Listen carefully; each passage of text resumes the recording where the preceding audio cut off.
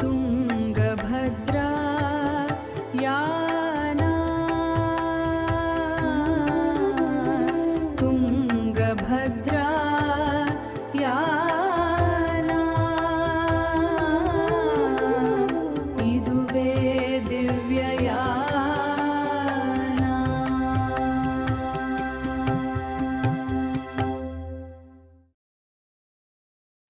ಎಲ್ಲರಿಗೂ ನಮಸ್ಕಾರ. ಇವತ್ತು ನಾನೊಂದು ವಿಶೇಷವಾದ ಜಾಗದಲ್ಲಿದ್ದೇನೆ. ನೀವು ಹರಿಹರಪುರಕ್ಕೆ ಬಂದಿರ್ತೀರ, ಅಲ್ಲಿ ದೇವಸ್ಥಾನಗಳನ್ನೆಲ್ಲ ನೋಡಿರ್ತೀರ. ಆದರೆ ಅಲ್ಲೇ ಒಂದು ಪುರಾತನವಾದ ದೇವಸ್ಥಾನ ಇದೆ, ಒಳ್ಳೆಯ ಕೆತ್ತನೆಗಳಿದೆ. ಅದನ್ನು ನೀವು ನೋಡೇ ಇರೋದಿಲ್ಲ. ತುಂಗಾ ನದಿಯ ತೀರದಲ್ಲೇ ಇದೆ. ನಾನು ಈ ತುಂಗಭದ್ರಾ ಯಾನದ ಎಪಿಸೋಡ್ಗಳನ್ನು ಮಾಡ್ತಾ ಇದ್ದೀನಿ. ಅದರ ಫಲವಾಗಿ ಈಗ ಇಲ್ಲಿ ಬಂದಿದ್ದೇನೆ.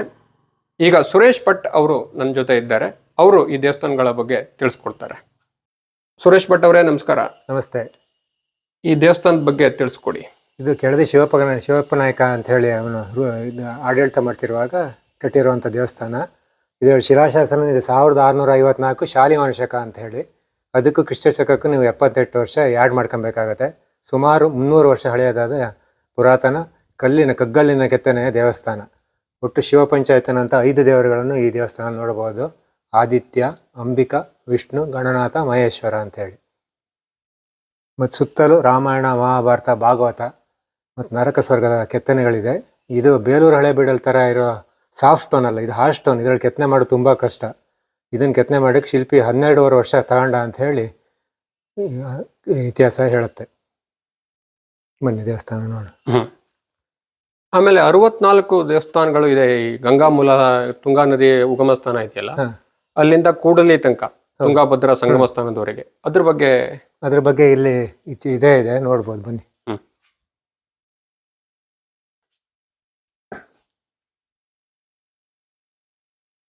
ಇದು ಶೃಂಗೇರಿ ಅರ್ಥ ವರಹಸ್ವಾಮಿ ಐಕ್ಯವಾಗ್ಯಾನೆ ಅಂತ ಹೇಳಿ ತೋರಿಸಿದ್ದಾರೆ.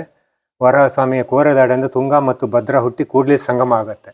ಅದೇ ಜಾಗದಲ್ಲಿ ಕಣ್ಣಿನಲ್ಲಿ ಒಂದು ನದಿ ಹುಟ್ಟುತ್ತೆ, ನೇತ್ರಾವತಿ. ವಿಶೇಷ ಏನು ಅಂತ ಹೇಳಿದರೆ, ಕಣ್ಣಿನಲ್ಲಿ ಹುಟ್ಟಿದ ನದಿ ಅರಬ್ಬಿ ಸಮುದ್ರ ಹೋದರೆ ತುಂಗಾ ಮತ್ತು ಭದ್ರಾಗಳು ಬಂಗಾಳ ಕೊಲ್ಲಿ ಸೇರುತ್ತೆ. ಈ ತುಂಗಾ ನದಿ ಹುಟ್ಟಿ ಕೂಡಲಿ ಸಂಗಮ ಭದ್ರಾ ನದಿ ಆಗೋವರೆಗೆ ಒಟ್ಟು 64 ಈಶ್ವರ ದೇವಸ್ಥಾನ ಇದೆ. ಅದರೊಳಗೆ ಈ ಜಮ್ಮಟ್ಟಿಗೆನೂ ಒಂದು, ಮತ್ತು ಅಗ್ರಹಾರಗಳು ಅವೆಲ್ಲ. ಇವೆಲ್ಲ ದೇವಸ್ಥಾನ ಕಟ್ಟಿದಾಗಲೇ ಕಟ್ಟಿರುವಂಥ ಮನೆಗಳು. ನಿಮ್ಮ ಕುಟುಂಬದ ಬಗ್ಗೆನೂ ತಿಳಿಸ್ಕೊಡಿ. ನೀವು ಹೇಗೆ ಇದಕ್ಕೆ ಸಂಬಂಧಪಟ್ಟವರು? ಇದಕ್ಕೆ ಆವಾಗ ತುಂಬ ಜಮೀನೆಲ್ಲ ಬಿಟ್ಟು ಇವರನ್ನು ಪೂಜೆ ಮಾಡೋರನ್ನ ಕೂರಿಸಿದ್ರು, ಹೊರಗಿಂದ ಬಂದವರೇ. ಒಟ್ಟು 4 ಫ್ಯಾಮಿಲಿಗಳು 3 ತಿಂಗಳು ಪೂಜೆ ಮಾಡ್ತಾಯಿದ್ದು. ಅದರಲ್ಲಿ ನಮ್ಮ ಫ್ಯಾಮಿಲಿನೂ ಒಂದು. ಇದಕ್ಕೆಲ್ಲ ತುಂಬ ಜಮೀನನ್ನು ಅವಾಗ ಬಾಳೆಗಾರರು ಬಿಟ್ಟು ಹೋಗಿದ್ರು.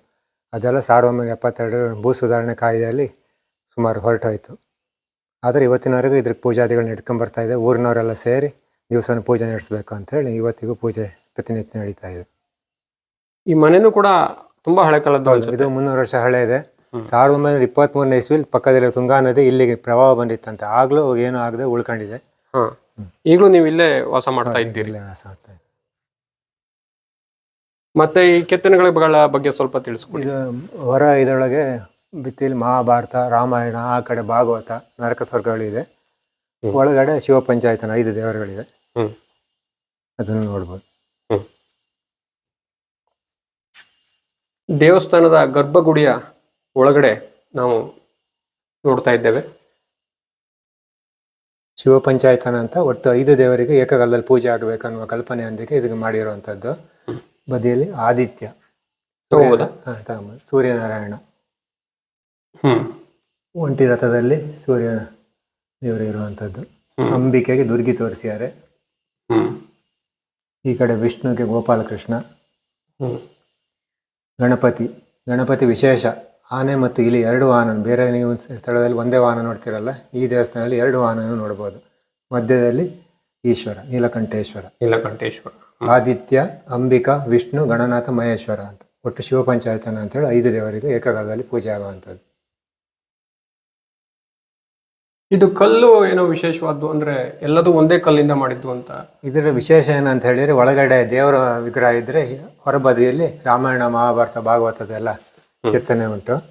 ಮತ್ತೆ ಇದು ಕಗ್ಗಲ್ಲು. ಇದರಲ್ಲಿ ಕೆತ್ತನೆ ಮಾಡೋದು ಬಹಳ ಕಷ್ಟ. ಇಲ್ಲಿ ಮೇಲ್ಗಡೆಯಲ್ಲಿ ಬೇಡನಾದ ವಾಲ್ಮೀಕಿ ಆಗಿರುವ ಕಥೆ ಇದೆ. ಬೇಡ ದಾರಿಲಿ ಹೋಗೋರನ್ನೆಲ್ಲ ದೊರಡೆ ಮಾಡ್ತಿರ್ತಾರಂತೆ.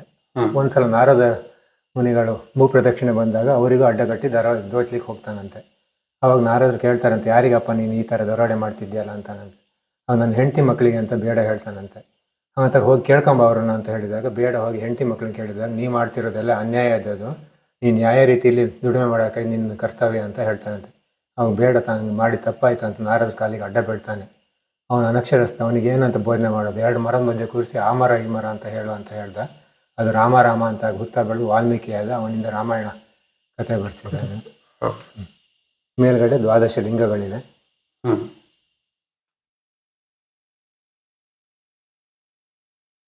ಇಲ್ಲಿ ನೋಡಿ ವಿಶೇಷ, ಕಲಿಯುಗದ ಪ್ರಾರಂಭ ತೋರಿಸ್ತಾನೆ.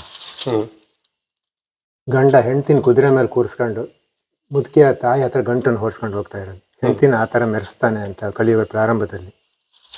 ಇದು ಕಲಿಯುಗದ ಅಂತ್ಯ ಈ ಕಡೆ ತೋರಿಸಿದ್ದಾನೆ. ಅವರ ಆಹಾರದ ಅಭಾವವಾಗಿ ಒಬ್ರನ್ನೊಬ್ರು ಹೊಡ್ಕೊಂಡು ಸಾಯ್ತಾರೆ ಅಂತ ಕೊನೆ ಕಲಿಯುಗ ಅಂತ್ಯದಲ್ಲಿ. ದ್ವಾರಪಾಲಕ ಜಯ ಮತ್ತು ವಿಜಯ.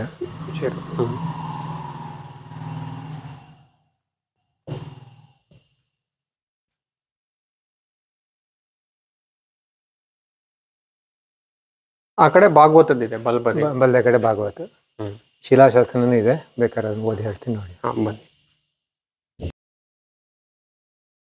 ಸ್ವಸ್ತಿ ಶ್ರೀ ಜಯ ಹೃದಯ ಶಾಲಿವಾನ ಶಕ ವರ್ಷ 1654ನೇ ವರಿದಾವಿ ಸಂವತ್ಸರದ ಮಾಘ ಶುದ್ಧ 7 ಗುರುವಾರ ಸೂರ್ಯೋದಯವಾದ ಗಳಿಗೆ 6:15. 6 ಬರೆದು 3 ಗೀಟ್ ಹಾಕಿದ್ರೆ 6:15 ಅಂತೆ. ಕುಂಭ ಲಗ್ನದಲ್ಲಿ ಆರಗದ ಶಂಕರಪುರದ ದೇವಪ್ಪನ ಮಕ್ಕಳು ಮಲ್ಲಿಕಾರ್ಜುನ ಶಂಕರನಾರಾಯಣ ದೇವಪ್ಪ ಈ ದೇವಸ್ಥಾನ ಕಟ್ಟಿಸಿ ನೀಲಕಂಠೇಶ್ವರ ಲಿಂಗ ಪ್ರತಿಷ್ಠೆ ಮಾಡಿ ಮಾತೃಗಳು ಪಿತೃಗಳು ಕೈಲಾಸವಾಸಕ್ಕೆ ಹೋದರು ಅಂತ ಹೇಳ್ತಾರೆ. ಅಂದರೆ ದೇವಸ್ಥಾನ ಕಟ್ಟುವಾಗ ಅವ್ರ ತಂದೆ ತಾಯಿಗಳು ತೀರ್ಕೊಂಡು ಅವ್ರು ಕೈಲಾಸ ಸೇರ್ಕೊಂಡ್ರು. ಈ ದೇವಸ್ಥಾನ ಕಟ್ಟಿಸಿದಾತ ಈ ಕಡೆ ಇದೆ. ಕಳಸದ ಕೊಲ್ಲೂರಣ್ಣನ ಮಗ ಕಾಳಣ್ಣ, ಸಹಾಯ ಮಾಡಿದವನು ಸುರುಳಿ ಶನಕೊಡು ತಿಮ್ಮಣ್ಣ ಅಂತ ಹಾಕಿದ್ದಾರೆ. ಆ ಕಡೆ ಹಾಕಿದ್ದಾರೆ. ಅದನ್ನು ನಾವು ಅದರಿಗೆ ಬರೆದಿದ್ದೀವಿ ಬೋರ್ಡಲ್ಲಿ ನೀವು ಬರ್ತಿದ್ದೀರಾ.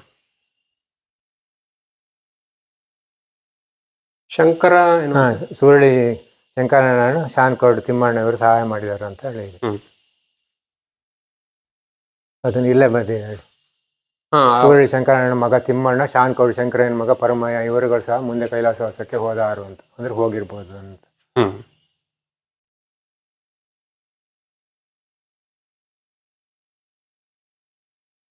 ಇದು ಶೃಂಗೇರಿ ಮಠದವ್ರು ಏನಾರು ಈ ದೇವಸ್ಥಾನಕ್ಕೆ ಬರ್ತಾರ?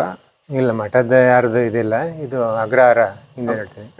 ಇನ್ನು ಗಮನಕ್ಕೆ ಬಂದಿಲ್ಲ ಏನೋ, ಬಂದರೆ ಅವರು ತಗೊಬೋದು.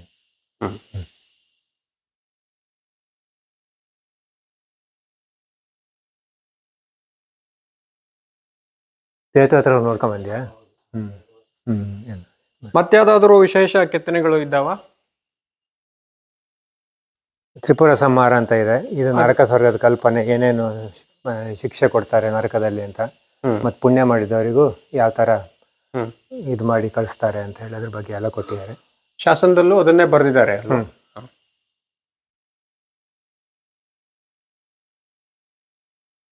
ಇದು ಭಾಗವತ ಕಥೆ. ಇದು ಕಂಸನ್ ಸೆರೆಮನೆಯಲ್ಲಿ ಕೃಷ್ಣ ಹುಟ್ಟಿರೋದು. ಅಲ್ಲಿ 7 ಗರ್ಭನ ಸಾಯಿಸಿರ್ತಾನೆ. 8ನೇ ಗರ್ಭದಲ್ಲಿ ಕೃಷ್ಣ ಹುಟ್ಟಿದಾಗ ಅವನ್ನ ಸೆರೆಮನೆ ತಗೊಂಡು ಹೋಗ್ತಾ ಕಂಸನ್ ಗೊತ್ತಾಗಬಾರ್ದಂತ ರಾತ್ರಿ ಕೃಷ್ಣನ ಜನನ ಆಗುತ್ತೆ. ದಾರಿಯಲ್ಲಿ ತಗೊಂಡು ಹೋಗ್ಬೇಕಾದ್ರೆ ಒಂದು ಕತ್ತೆ ಕಟ್ಟಿರ್ತಾರೆ. ಅದು ಜೋರಾಗಿ ಅರ್ಚಕ್ಕೆ ಶುರು ಆಗುತ್ತಂತೆ. ಅದ್ರ ಬಾಯಿ ಕಡಲೆ ಹಾಕಿ ಕಾಲು ನೀವ್ತಾರಂತೆ. ನೀ ಕೂಗಬೇಡ, ನೀ ಕೆಲಸ ಕೆಡುತ್ತೆ ಅಂತೇಳಿ. ಕಾರ್ಯವಾಸಿ ಕತ್ತೆ ಕಾಲು ಕಟ್ಟು ಅಂತ ಗಾದೆ ಇದರಿಂದ ಬಂತು. ಗೋಕುಲಾಷ್ಟಮಿ ದಿವಸ ಕಡಲೆ ತಿನ್ನಬಾರ್ದು ಅನ್ನೋ ಸ್ಟೋರಿನೂ ಇದರಿಂದ ಇದೆ. ಇದಕ್ಕೆ ಬೆಣ್ಣೆ ಕಡಿತಿರೋ ಕೃಷ್ಣ ಕದ್ಕೊಂಡು ತಿಂತಾ ಇರೋದು, ಗೋವರ್ಧನ ಗಿರಿ ಎತ್ತಿರೋದು. ಇದು ಹಿರಣ್ಯಕಶಿಪು ಕಳ್ಳನ ಬಗ್ದು ಮಾಲೆ ಹಾಕೊಂಡಿರೋದು. ಇದು ವಿಶೇಷ. ತ್ರಿಪುರರು ಅಂತ ರಾಕ್ಷಸ ಸಂಹಾರ ಮಾಡಿರೋ ಕತೆ. ತ್ರಿಪುರರು ಅಂತ ರಾಕ್ಷಸರು ಆಕಾಶದಲ್ಲಿ ಪಟ್ಟಣ ಕಟ್ಕೊಂಡು ದೇವತೆಗಳಿಗೆಲ್ಲ ಉಪಟಳ ಕೊಡ್ತಾ ಇರ್ತಾರೆ. ಅವ್ರು ಎಷ್ಟೋ ಲಕ್ಷ ವರ್ಷಗಳಿಗೆ ಒಟ್ಟಾದಾಗ ಮಾತ್ರ ಸಾವು ಅಂತ ಹೊರ ತಗೊಂಡಿರ್ತಾರೆ. ನಮ್ಗೆ ಸಾವೇ ಇಲ್ಲ ಅಂತ ಹೇಳಿ ಅವ್ರು ಮೆರೆದಾಡ್ತಿರ್ತಾರೆ. ಅವಾಗ ದೇವತೆಗಳಿಗೆಲ್ಲ ತೊಂದರೆ ಆದ ತಕ್ಷಣ ಅವ್ರು ಶಿವನ ಮೊರೆ ಹಾಕ್ತಾರಂತೆ. ಶಿವ 12 ವರ್ಷ ಒಂಟಿ ಕಾಲ ತಪಸ್ಸು ಮಾಡಿ ಮಹಾಮೇರುವೆ ಹೆದೆ, ಮಹಾಶೇಷನೇ ಹಗ್ಗ, ನಾರಾಯಣ ದೇವರೇ ಅಸ್ತ್ರ, ಭೂಮಿಯೇ ರಥ, ಸೂರ್ಯಚಂದ್ರ ರಥದ ಗಾಲಿ, ಬ್ರಹ್ಮನೇ ಸಾರಥಿ, 4 ವೇದಗಳೇ ಅಶ್ವ, ಈ ಥರ ಮಾಡ್ಕೊಂಡು ಒಂದೇ ಬಾಣಿಂದ ಹೊಡೆದು ರಾಕ್ಷಸನ ಸಂಹಾರ ಮಾಡಿರುವಂಥ ತ್ರಿಪುರ ಸಂಹಾರ. ರಾಮಾಯಣ ಕಥೆ ಆ ಕಡೆಯಿಂದ ಸ್ಟಾರ್ಟ್ ಆಗುತ್ತೆ.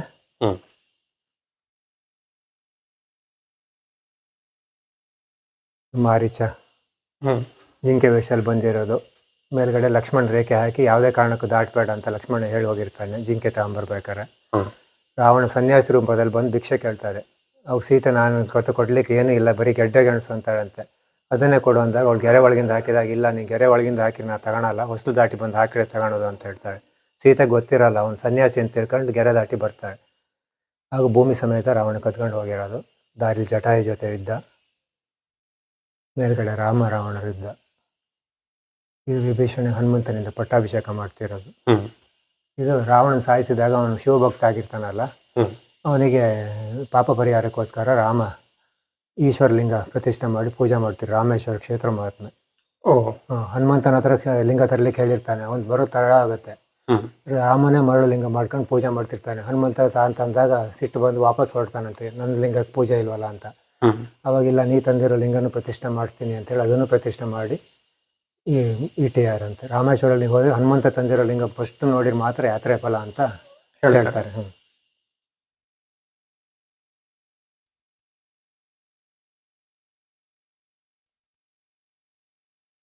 ಇದು ರಾಮಾಯಣದ ಸ್ಟಾರ್ಟ್. ಜನಕರಾಜಂಗೆ ಹ್ಮ್ ವಯಸ್ಸಾಗಿರೋದು, ಅವನು ಇದು ಮಾಡಿ ಆಯುಷ್ಕರ್ಮ ಮಾಡ್ತಾ ನೋಡ್ಕೊಂತಂತ ಗಡ್ಡೆ ಎಲ್ಲ ಹಣ್ಣಾಗಿರತ್ತೆ. ಪುತ್ರ ಕಾಮೇಷ್ಟಿ ಯಾಗ ಮಾಡು ಅಂತ ಹೇಳಿದಾಗ ಅವನು ಪರಮಾನ್ ಪಿಂಡ ಕೊಟ್ಟಿರೋದು. ಅದನ್ನು ತಿಂದ್ಮೇಲೆ ರಾಮ ಲಕ್ಷ್ಮಣ ಭರತ ಶತ್ರುಘ್ನ ಹುಟ್ಟಿರೋದು. ಹ್ಮ್ ಇದು ರಾಮೇಶ್ವರಕ್ಕೆ ಇದು ಸೇತುವೆ ಕಟ್ಟಿರೋದು. ರಾಮ ತಪಸ್ಸು ಮಾಡಿ ಈ ಬಾಣ ಮಂತ್ರಿಸಿ ಹೊಡಿತಾನಂತೆ. ಅವಾಗಲ್ಲಿರೋ ಜಲಚರಗಳೆಲ್ಲ ಸಾಯಕ್ಕೆ ಶುರು ಆಗ್ತಾವಂತೆ. ಸಮುದ್ರ ದೇವತೆಗಳು ಬಂದು ನೀವು ಆ ಥರ ಮಾಡಬಾರ್ದು ಅಂದಾಗ ರಾಮನ ಹತ್ರ ಕೇಳ್ತಾರೆ, ಇದು ಬೇಡ್ಕೊಳ್ತಾರಂತೆ. ನಳ ಅನ್ನೋನಿದ್ದಾನೆ, ಅವ್ನು ಮುಟ್ಟಾಕಿದ್ದೆಲ್ಲ ತೇಲತ್ತೆ, ಅವನಿಂದ ನೀವು ಸೇತುವೆ ಕಟ್ಸ್ಕೊಳ್ಳಿ ಅಂತ ಅವ್ರು ಹೇಳ್ತಾರಂತೆ. ಅಲ್ಲಿ 77 ಕೋಟಿ ಕಪಿನಾಯಕರು ಬೆಟ್ಟ ಗುಡ್ಡ ಎಲ್ಲ ಹೊತ್ಕೊಂಡ್ಬಂದಿರೋದು, ನಳ ಮುಟ್ಟಿರೋದು. ಅದೇ ರಾಮೇಶ್ವರ ಸೇತುವೆ ಆಗಿರೋದು. ಮೇಲ್ಗಡೆಯಲ್ಲಿ ಸೀತೆಗೆ ಚೂಡಾಮಣಿ ಕೊಡ್ತಿರೋದು ಅಶೋಕವನದಲ್ಲಿ. ರಾವಣ ಅಪಹರಿಸಿ ತಗೊಂಡೋಗಿ ಲಂಕಾದಲ್ಲಿ ಇಟ್ಟಿರ್ತಾನೆ ಅದು. ಇದು ರಾವಣ ಹನುಮಂತನ ಬಾಲಕ್ಕೆ ಬೆಂಕಿ ಕೊಟ್ಟಾಗ ಇಡೀ ಲಂಕಾಪಟ್ಟಣ ಸುಟ್ಟು ಕೊನೆಗೆ ರಾವಣನ ಗಡ್ಡಕ್ಕೂ ಸಹ ಬೆಂಕಿ ತಗುಲಿಸ್ತಾನೆ ಅದು. ಇದು ಕುಂಭಕರ್ಣ ಎಪ್ಸ್ತಾ ಇರೋದು. ಕುಂಭಕರ್ಣಿಗೆ 6 ತಿಂಗಳು ನಿದ್ದೆ, ಅರ್ಧ ಗಳಿಗೆ ಎಚ್ಚರ ಅಂತೆ. ಅವನಿಗೆ ಒಂದು ದೊಡ್ಡ ಆನೆ ತಂದು ಹಚ್ತಿರೋ ಎಚ್ಚರ ಆಗಲ್ಲಂತೆ. ಆಗ ತಾನೇ ಹುಟ್ಟಿದಂಥ ಕರುನ ಹಚ್ಚಿದಾಗ ಅದು ಕಥಪಥ ತುಳಿತು, ಕಚ್ಚುಗುಳಿ ಆಯಿತು. ಸಣ್ಣ ಪ್ರಾಣಿ ಆದರೂ ಅದರಿಂದ ಅವನು ಎಚ್ಚರಗೊಂಡ ಅಂತ. ಅದಕ್ಕೆ ಅಷ್ಟು ಶಕ್ತಿ ಇದೆ ಅನ್ನೋದು ತೋರಿಸಿ. ಹನುಮಂತ ಮತ್ತು ರಾವಣ ಮುಷ್ಟಿ ಇದ್ದ. ಇದು ಏನು ಇಲ್ಲಿ ಅದೇ ಜಲಚರಗಳೆಲ್ಲ ಸಾಯ್ತಾ ಇರೋದು. ಆವಾಗ ರಾಮ ಇದು ಬಿಲ್ಲು ಹೊಡೆದಾಗ ಅವಾಗ ಸಮುದ್ರ ದೇವತೆಗಳು ಬಂದು ನೀವು ಆ ಥರ ಮಾಡಬಾರ್ದು ಅಂತ ಹೇಳಿ ಕೇಳ್ಕೊಂಡಿರೋದು. ನೋಡಿ ಇದೆಲ್ಲ ಎಷ್ಟು ಚೆನ್ನಾಗಿ ಕೆತ್ತಿದ್ದಾರೆ. ಇದು ಹನುಮಂತ ಬೆಂಕಿ ಕೊಡ್ತಾ ಇರೋದು ಅಲ್ವಾ? ರಾವಣನ ಗಡ್ಡಕ್ಕೆ ಇಡೀ ಲಂಕಾಪಟ್ಟಣ ಸುಟ್ಟು ಕೊನೆಗೆ ರಾವಣನ ಗಡ್ಡಕ್ಕೆ ಬೆಂಕಿ ತಗಿಸಿ.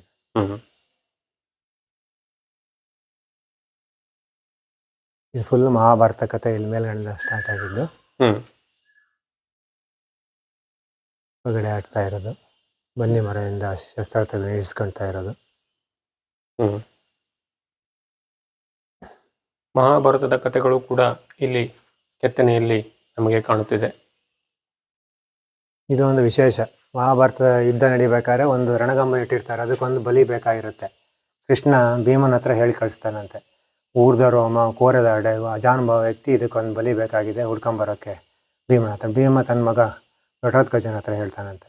ಅವನು ಇಡೀ ಪ್ರಪಂಚ ಇಡೀ ಸುತ್ತಿ ನೋಡಿದರೆ ಆ ಥರ ವ್ಯಕ್ತಿ ಕಾಣಲ್ಲಂತೆ. ಸಮುದ್ರದ ಮುಖ ತೊಳಿತಿರೋ ನೋಡ್ತಾನೆ, ತಾನೇ ಆ ವ್ಯಕ್ತಿ ಆಗಿರ್ತಾನಂತೆ. ಅಪ್ಪ ಹೇಳಿದ ಮಾತನ್ನು ಮೀರಬಾರ್ದು ಅಂತ ಹೇಳಿ ರಣಗಂಬದ ಬುಡ ಮುಸ್ಕು ಹಾಕೊಂಡು ಮಲಗ್ತಾನಂತೆ. ಕೃಷ್ಣ ಬಂದವನು ಕಾಲಿಂದ ಕೊಯ್ತಾ ಹೋಗೋ ಅಂತಾನಂತೆ. ಭೀಮ ಕಾಲಿಂದ ಕೊಯ್ತಾ ಹೋಗ್ತಾನಂತೆ. ಕುತ್ತಿಗೆ ಹತ್ರ ಬಂದ ತಕ್ಷಣ ಅಯ್ಯೋ ಅಪ್ಪ ಅಂತ ನೋಡ್ತಾನಂತೆ, ತನ್ನ ಮಗ ಆಗಿರ್ತಾನಂತೆ. ಭೀಮಗೆ ಸಿಟ್ಟು ಬಂದು ಕೃಷ್ಣನ ಬೆಳೆಸ್ಕೊಂಡು ಹೋಗ್ತಾನೆ. ಅವ್ನು ದ್ರೋಣಾಚಾರ್ಯಂದ್ರೆ ಅವಿತು ಕೊಡ್ತಾನೆ ಅಂತ ಬಂದು ಕೊನೆಗೆ ಆ ಬುರುಡೆಗೆ ಒಂದು ಜೀವ ಇರುತ್ತಂತೆ. ಅದನ್ನು ಏನು ಮಾಡೋದು, ರಣಗಂಬದ ಮೇಲೆ ಅದಕ್ಕೆ ಯುದ್ಧ ನೋಡ್ಬೇಕಂತ ಆಸೆ ಅಂತೆ. ನನ್ನನ್ನು ಈ ರಣಗಂಬ ತಲೆಗಿಡು ಅಂತಾರಂತೆ. ಅದ್ರ ಮೇಲಿದ್ದ ತೆಗೆದು ಆ ಬುರುಡೆನ ರಣಗಂಬದ ಮೇಲೆ ಇಡ್ತಾರಂತೆ. ಅದು ಪ್ರತಿಯೊಂದು ಅಕ್ಷೋಹಿಣಿ ಸೈನ್ಯ ಹೋದಾಗ ಒಂದೊಂದು ಕೂ ಹಾಕ್ತಾ ಇರುತ್ತಂತೆ. ಕೊನೆಗೆ ಎಲ್ಲ ಯುದ್ಧ ಆದಮೇಲೆ, ಮಹಾಭಾರತ ಯುದ್ಧ ಆದಮೇಲೆ ಅದರ ಪರಾಕ್ರಮ ಕೇಳಬೇಕಂತ, ಯಾರದ್ದು ಬಲಿಷ್ಠ ಅಂತ ಕೇಳಬೇಕಂದಾಗ ಇದ್ರ ಹತ್ರ ರಣಗಂಬ ಹತ್ರ ಬಂದಾಗ ಕೇಳ್ತಾರಂತೆ, ಕೃಷ್ಣನ ಒಂದು ಚಕ್ರ ಮತ್ತು ಅರ್ಜುನನ ಗಾಂಡಿ ಬಿಟ್ಟರೆ ಮತ್ತೆಲ್ಲ ನಂಗೆ ಮಕ್ಕಳ ಆಟ ಅಂತ ಹೇಳ್ತಾನಂತೆ. ನನ್ನ ಇಷ್ಟು ದೊಡ್ಡ ಗದೆ ಕಾಣಲಿಲ್ಲ ಅಂತ ಹೇಳ್ಕೊಂಡು ಭೀಮ ಹೊಡೆದ ಅದು ಪುಡಿ ಆಯಿತು ಅಂತ ಹೇಳಿ ಅಲ್ಲಿಗೆ ತಂದೆಯಿಂದಾನೆ ಮಗನ ಮೋಕ್ಷ ಅಂತ. ಬೇರೆ ಕಡೆ ಬರ್ಬರೀಕ ಅಂತಾರೆ, ಇಲ್ಲಿ ಈ ಥರ ಇದು ಚಕ್ರದ ಕೋಟೆ ಚಿಕ್ಕಪ್ಪ ಬಂದೆ. ಇದು ನನಗೆ ನೋಡಿ ವರಾಹ ರೂಪದಲ್ಲಿ ತುಂಗಭದ್ರಾ ಉಗಮ ಸ್ಥಾನ ಆಗುತ್ತೆ ಗಂಗಾಮೂಲ ಬೆಟ್ಟದಲ್ಲಿ. ಅಲ್ಲಿ ಒಂದು ಕಡೆ ನೇತ್ರಾವತಿ ನದಿ ಆ ಕಡೆ ಹರಿದು ಹೋದರೆ ಅರಬ್ಬಿ ಸಮುದ್ರಕ್ಕೆ ಸೇರಲು, ಈ ಕಡೆ ಬಂಗಾಳ ಕೊಲ್ಲಿ ಸಮುದ್ರವನ್ನು ಸೇರಲು ಕೂಡಲಿಯಲ್ಲಿ ತುಂಗಭದ್ರಾ ಸಂಗಮ ಆಗುತ್ತೆ. ಅದನ್ನು ಇಲ್ಲಿ ತೋರಿಸಿದ್ದಾರೆ ನೋಡಿ. ಅದನ್ನು ಸುರೇಶ್ ಭಟ್ರು ನನಗೆ ಬಹಳ ಚೆನ್ನಾಗಿ ವಿವರಣೆ ಕೊಟ್ಟರು. ಹೇಳ್ತೀನಿ ಚೆನ್ನಾಗಿ. ಸುರೇಶ್ ಭಟ್ರ ಅವರೇ, ಇಷ್ಟೊತ್ತು ನೀವು ಇದನ್ನು ತಿಳಿಸ್ಕೊಟ್ಟಿದ್ದಕ್ಕೆ ಧನ್ಯವಾದಗಳು. ನಿಮ್ಮ ಚಾನಲ್ ಇದೇ ಥರ ಪೌರಾಣಿಕ ಕ್ಷೇತ್ರಗಳನ್ನು ಪ್ರದರ್ಶನ ಮಾಡಲಿ ಅಂತ ಕೇಳ್ತೀನಿ. ಇನ್ನೂ ಚೆನ್ನಾಗಿ ಬೆಳೀಲಿ. ನಿಮ್ಮಲ್ಲಿ ನೀಲಕಂಠೇಶ್ವರನ ಆಶೀರ್ವಾದ ಇರಲಿ ಅಂತ ಬೇಕು. ಧನ್ಯವಾದ ಸುರೇಶ್ ಭಟ್ರೆ. ಈಗ ಅವರ ಚಿಕ್ಕಪ್ಪನವರು ಬಂದಿದ್ದಾರೆ, ಸತ್ಯನಾರಾಯಣ ಭಟ್. ಈ ದೇವಸ್ಥಾನದ ಬಗ್ಗೆ ಸತ್ಯನಾರಾಯಣ ಭಟ್ರು ಇವರ ಚಿಕ್ಕಪ್ಪನವರು. ಅವರು ಈ ದೇವಸ್ಥಾನದ ಬಗ್ಗೆ ಈಗ ತಿಳಿಸ್ಕೊಡ್ತಾರೆ. ಸತ್ಯನಾರಾಯಣ ಭಟ್ರೆ ನಮಸ್ಕಾರ. ನಮಸ್ಕಾರ. ಈ ದೇವಸ್ಥಾನದ ಬಗ್ಗೆ ಸ್ವಲ್ಪ ತಿಳಿಸ್ಕೊಡಿ. ಅವಾಗಲೇ ತಿಳಿಸಿರ್ಬೇಕು. ಇದು ಮಾಡಿ 300 ವರ್ಷದ ಹಿಂದಿನ ದೇವಸ್ಥಾನ. ಕೆಳದಿ ಶಿವಪ್ಪನಾಯಕ ಅಥವಾ ನಗರ ಶಿವಪ್ಪನಾಯಕ ಅಂತ ಹೇಳಿ ಹೆಸರು ಕೇಳಿರಬೇಕು. ಮೈಸೂರು ಅರಸರ ಸಾಮಂತರಾಜರು ಅವರ ಕಾಲದಲ್ಲಿ ಭೂಕಂದಾಯ ಶುರುವಾಯಿತು. ಭೂಕಂದಾಯದ ವಸೂಲಿಗೆ ಅಂತೇಳಿ ಮಾಮಲೆದಾರರು ಅಂತೇಳಿ ಬರ್ತಾ ಇದ್ರು. ಅವರಿಗೆ ನಿಧಿ ಸಿಕ್ಕಿತ್ತಂತೆ. ಅದರಲ್ಲಿ ತಾಮ್ರದ ಪತ್ರದಲ್ಲಿ ಈಶ್ವರ ದೇವಸ್ಥಾನ ಕಟ್ಟಿಸಲಿಕ್ಕೆ ಅಂತ ಹೇಳಿ ಮಾಡಿದ್ದು. ಆಮೇಲೆ ಸಣ್ಣ ಪುಟ್ಟ ಪಾಳೆಗಾರರು ಬಂದ್ಬಿಟ್ಟು ಶೃಂಗೇರಿಲಿ ಕೆಲವು ಕಡೆ ಒಳಗೆಲ್ಲ ಲೂಟಿ ಹೊಡಿತಾ ಇದ್ರು. ಅವಾಗ ಶಿವನಾಯಕನ ಸೈನಿಕರು ಬಂದ್ಬಿಟ್ಟು ಅದನ್ನು ಹತೋಟಿಗೆ ತಗೊಂಡ್ಬರ್ತಾ ಇದ್ರು. ಅವಾಗ ಈ ಥರದಲ್ಲಿ ಹೀಗೆ ಸಿಕ್ಕಿದೆಯಲ್ಲ ಅಂತ ಹೇಳಿ ಕೇಳಿದವಾಗ ಅವರಿದ್ದವರು ಇಲ್ಲೇನೋ ಶುಭ ಶಕುನೂ ಆಯ್ತಂತೆ. ಆಮೇಲೆ ನಂತರದಲ್ಲಿ ಶೃಂಗೇರಿ ಗುರುಗಳು ಅಲ್ಲೇ ಕಟ್ಟಿ ಅಂತ ಹೇಳಿ ಹೇಳಿದ್ರಂತೆ. ಅದಕ್ಕೆ ಈ ಕಲ್ಲಿನಲ್ಲಿ ಕೆತ್ತಿರುವಂಥ ಮಹಾಭಾರತ, ಭಾಗವತ ಮತ್ತು ಸ್ವರ್ಗಲೋಕದ ವಿವರಣೆ ಇದೆಲ್ಲ ಇದು ಮಾಡಿಬಿಟ್ಟು ಕೆತ್ತನೆ ಮಾಡಿದ್ದಾರೆ. 12 ವರ್ಷ ಬೇಕಾಯಿತು ಹಾಗೆ ಅಂತ ಹೇಳಿ ಇದು ಮಾಡಿದ್ದಾರೆ. ಶಿಲಾಶಾಸ್ತ್ರವನ್ನು ಕೂಡ ಈ ನೆಲದ ಮಟ್ಟದ ಪಟ್ಟಿ ಒಳಗೆ ಸಂಪೂರ್ಣವಾಗಿ ಹಳೆಗನ್ನಡ ಲಿಪಿ ಒಳಗಿದೆ. ಇವತ್ತಿನ ಇದರಲ್ಲಿ ಕನ್ನಡದಲ್ಲಿ ಇದು ಮಾಡಿರುವಂಥದ್ದು ಪ್ರಾರಂಭದ ಹೆಬ್ಬಾಗಿಲು ಮೇಲ್ಗಡೆ ಒಳಗೆ ಇವತ್ತಿನ ಕನ್ನಡದಲ್ಲಿ ಬರೆದಿದೆ. ಆಮೇಲೆ ಇದು ಶಾಸ್ತ್ರೋಕ್ತವಾಗಿ ಇದನ್ನು ಕೆತ್ತನೆ ಮಾಡಿರುವುದು ಕೂಡ ಈ ಮಹಾಭಾರತವನ್ನು ವಿರಾಟ್ ರಾಯನ ವಿರಾಟ್ ಪರ್ವದಿಂದ ಪ್ರಾರಂಭ ಮಾಡಿ ಧರ್ಮರಾಜ ಪಟ್ಟಾಭಿಷೇಕದವರೆಗೆ ಇದು ಮಾಡಿದ್ದಾರೆ. ವಿರಾಟ್ ಪರ್ವನ ಯಾಕೆ ಇದು ಮಾಡಿದ್ರು ಅಂತ ಹೇಳಿದರೆ ಮಳೆ ಸರಿಯಾದ ಪ್ರಮಾಣದಲ್ಲಿ ಬರಲಿಲ್ಲ ಅಂತ ಹೇಳಿದರೆ ವಿರಾಟ್ ಪರ್ವವನ್ನು ಓದಿದರೆ ಸಮ ಪ್ರಮಾಣದಲ್ಲಿ ಮಳೆನೂ ಬರ್ತದೆ, ದೇಶ ಸುಭಿಕ್ಷ ಆಗ್ತದೆ ಅಂತ ಹೇಳಿ ಹಿಂದಿನಿಂದಲೂ ಬಂದಿರುವ ನಂಬಿಕೆ. ಅದನ್ನು ಇವತ್ತಿಗೂ ಕೂಡ ನಮ್ಮ ಪಂಚಾಂಗದಲ್ಲೂ ಕೂಡ ಇದು ಮಾಡಿರುವಂಥದ್ದನ್ನು ನೋಡಬಹುದು. ಅದನ್ನು ಆ ಥರದಲ್ಲಿ ವಿರಾಟ್ ಪರ್ವವನ್ನು ಇದು ಮಾಡ್ತಾ ಇದ್ದಾರೆ ಆ ಥರ.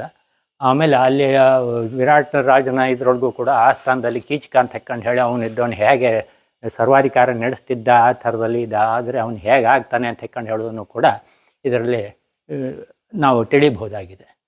ಇಲ್ಲಿ ಶ್ರೀಕೃಷ್ಣನ ಸಂಬಂಧಪಟ್ಟಂತೆ ವಿವರಗಳು ಕೂಡ ಬರ್ತದೆ. ಆದ್ದರಿಂದ ಶ್ರೀಕೃಷ್ಣನ ಪ್ರವೇಶ ಆಗಿರೋದ್ರಿಂದ ಇಲ್ಲಿ ಶ್ರೀಕೃಷ್ಣ ಪುರಾಣ ಅಂತ ಹೇಳಿ ಹಾಕಿರೋದನ್ನು ಕೂಡ ನೀವು ಇಲ್ಲಿ ಕಾಣಬಹುದಾಗಿದೆ. ಇಲ್ಲಿ ರುಕ್ಮಿಣಿ ಜೊತೆಗೆ ಶ್ರೀಕೃಷ್ಣ ಇದ್ದಾನೆ. ಇಲ್ಲಿ ಧರ್ಮರಾಯ, ಭೀಮಸೇನ, ನಕುಲ ಸಹದೇವರು, ಅರ್ಜುನ ಮತ್ತು ದ್ರೌಪದಿ ಬೇರೆ ಬೇರೆ ವೇಷದಲ್ಲಿ ಬಂದಿರುವಂಥದ್ದನ್ನು ತೋರಿಸಿದ್ದಾರೆ.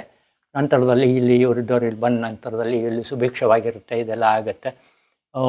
ಒಮ್ಮೆ ಅವರಿದ್ದವರು ಬಂದುಬಿಟ್ಟು ವಿರಾಟನ ಆಸ್ಥಾನದಲ್ಲಿ ಇದು ಮಾಡಿಬಿಟ್ಟು ಸೇವಕರಾಗಿ ಕೆಲಸ ಮಾಡ್ತೀವಿ ಅಂತ ಹೇಳಿ ಇದು ಮಾಡಿದ ತಕ್ಷಣ ದ್ರೌಪದಿಯ ಸೌಂದರ್ಯವನ್ನು ನೋಡಿಬಿಟ್ಟು ವಿರಾಟನ ಹೆಂಡತಿಯಾದ ಸುದೇಶ್ನಿಗೆ ಇದಾಗುತ್ತೆ. ಯಾಕೆಂದರೆ ತಮ್ಮನ ಸ್ವಭಾವವನ್ನು ಚೆನ್ನಾಗಿ ಅರ್ಥವಳಾಗಿದ್ದರಿಂದ ಇವನು ಏನಾದ್ರು ಕಿತಾಪತಿ ಮಾಡ್ತಾನೆ, ಆ ಥರದಲ್ಲಿ ಹೇಗೆ ರಕ್ಷಣೆ ಕೊಡೋದಮ್ಮ ಅಂತ ಹೇಳಿ ಕೇಳ್ತಾಳೆ. ಯಾಕೆ ಅಂತ ಹೇಳಿದರೆ ಅವನು ರಾಜ್ಯಭಾರ ಮಾಡ್ತಾ ಇರೋದು ಪೂರ್ತಿ ಕೀಚಕನ ಸಂಬಂಧಿಕರೇ ಪೂರ್ತಿ ಅಲ್ಲಿ ಇರುವಂಥದ್ದು ಹಾಗಾಗಿರುತ್ತೆ. ನನಗೆ 5 ಜನ ಗಂಡದಿದ್ದಾರೆ, ಯಕ್ಷರು ನಮ್ಮನ್ನು ಕಾಪಾಡ್ತಾರೆ, ಏನೂ ಯೋಚನೆ ಮಾಡಬೇಡಿ ಹಾಗೆ ಅಂತ ಹೇಳಿ ಇದು ಮಾಡಿಬಿಟ್ಟು ಸೈರಂಧ್ರಿ ಹೆಸರಿನಲ್ಲಿ ಸುದೇಶ್ನ ಸೇವಕಿಯಾಗಿ ಕೆಲಸ ಮಾಡ್ತಾನೆ. ಒಮ್ಮೆ ಕೀಚಕನ ಕಣ್ಣಿಗೆ ಬಿದ್ದ ತಕ್ಷಣ ಅವಳನ್ನು ಕಳಿಸ್ಕೊಡು ಅಂತ ಹೇಳಿ ಇದು ಮಾಡ್ತಾನೆ. ಅವಳು ಹೋಗ್ಬಿಟ್ಟು ಅಡುಗೆ ಕೆಲಸ ಮಾಡ್ಕೊಂಡಿರುವಂಥ ಭೀಮನ ಹತ್ರನೇ ಹೋಗ್ಬಿಟ್ಟು ಹೇಳಿದವಾಗ ಹೇಳ್ತಾನೆ, ಅವನು ಊರು ಹೊರಗಡೆಯಲ್ಲಿ ಇರುವಂಥ ಮಲ್ಲ ಮಂಚಕ್ಕೆ ಬರಲಿಕ್ಕೆ ಹೇಳು, ಆ ಥರದಲ್ಲಿ ನಾನು ವ್ಯವಸ್ಥೆ ಮಾಡ್ತೀನಿ ಅಂತ ಹೇಳಿ ಹೇಳ್ತಾನೆ. ಓ ಕುಂಬಳನ ನೋಡಿ, ಮಲೆನಾಡು ಭಾಗದಲ್ಲಿ ಉಂಬಳದ ಬಗ್ಗೆ ನೀವು ಭಾಳ ಎಚ್ಚರ ಇರಬೇಕಾಗ್ತದೆ. ಮಳೆಗಾಲದಲ್ಲಿ ನಿಮಗೆ ಅದು ಭಾಳ ಡೇಂಜರು, ಹೋಗಿ ನಿಮ್ಮ ರಕ್ತನೇ ಏರ್ಬಿಡ್ತದೆ. ಸರಿ, ಇದು ಇಲ್ಲೆಲ್ಲ ಇಲ್ಲಿ ನೋಡಿ, ಇದೇ ಉಂಬಳ ಅಂತ. ಉಂಬಳ ಅಲ್ವಾ ಇದು? ಉಂಬಳ ಅಂತ ನಮ್ಮಲ್ಲಿ ಇಂಗ್ಲೀಷಲ್ಲಿ ಹ್ಮ್.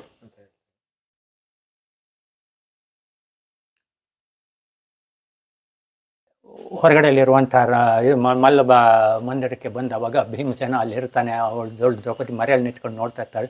ಕೀಚಕನ ಸಂಹಾರ ಮಾಡ್ತಾನೆ ಭೀಮ. ಅವನನ್ನು ಇದು ಮಾಡ್ಬೇಕು ಕೊಲ್ಲಲಿಕ್ಕೆ ಅಂತ ಹೇಳಿ ಉಪಕೀಚಕರು ಬರ್ತಾರೆ, ಅವರನ್ನು ಕೂಡ ಸದೆ ಬಿಡ್ತಾನೆ. ಈ ವರ್ತಮಾನ ಗೂಢಚಾರರ ಮೂಲಕ ಹಸ್ತನಾವತಿಗೆ ತಲುಪತ್ತೆ. ಹಸ್ತನಾವತಿಗೆ ತಲುಪಿದ ತಕ್ಷಣ ಗೊತ್ತಾಗುತ್ತೆ ಅವನಿಗೆ ಜರಾಸಂಧ ಊರು ಬಿಟ್ಟಿಲ್ಲ, ಇನ್ನು ಕೀಚಕನನ್ನು ಕೊಲ್ಲಲಿಕ್ಕೆ ಸಾಧ್ಯವಾದಂಥವರು ಭೀಮಸೇನ ಮತ್ತು ದುರ್ಯೋಧನ ಹೇಗೂ ಹಸ್ತನಾವತಿಯಲ್ಲೇ ಇರೋದು, ಪಾಂಡವರು ಅಲ್ಲೇ ಇದ್ದಾರೆ, ಅದನ್ನು ಇದು ಮಾಡಬೇಕು ಅಂತ ಹೇಳಿ ಗೋಗ್ರಹಣ ಇದು ಮಾಡೋಣ.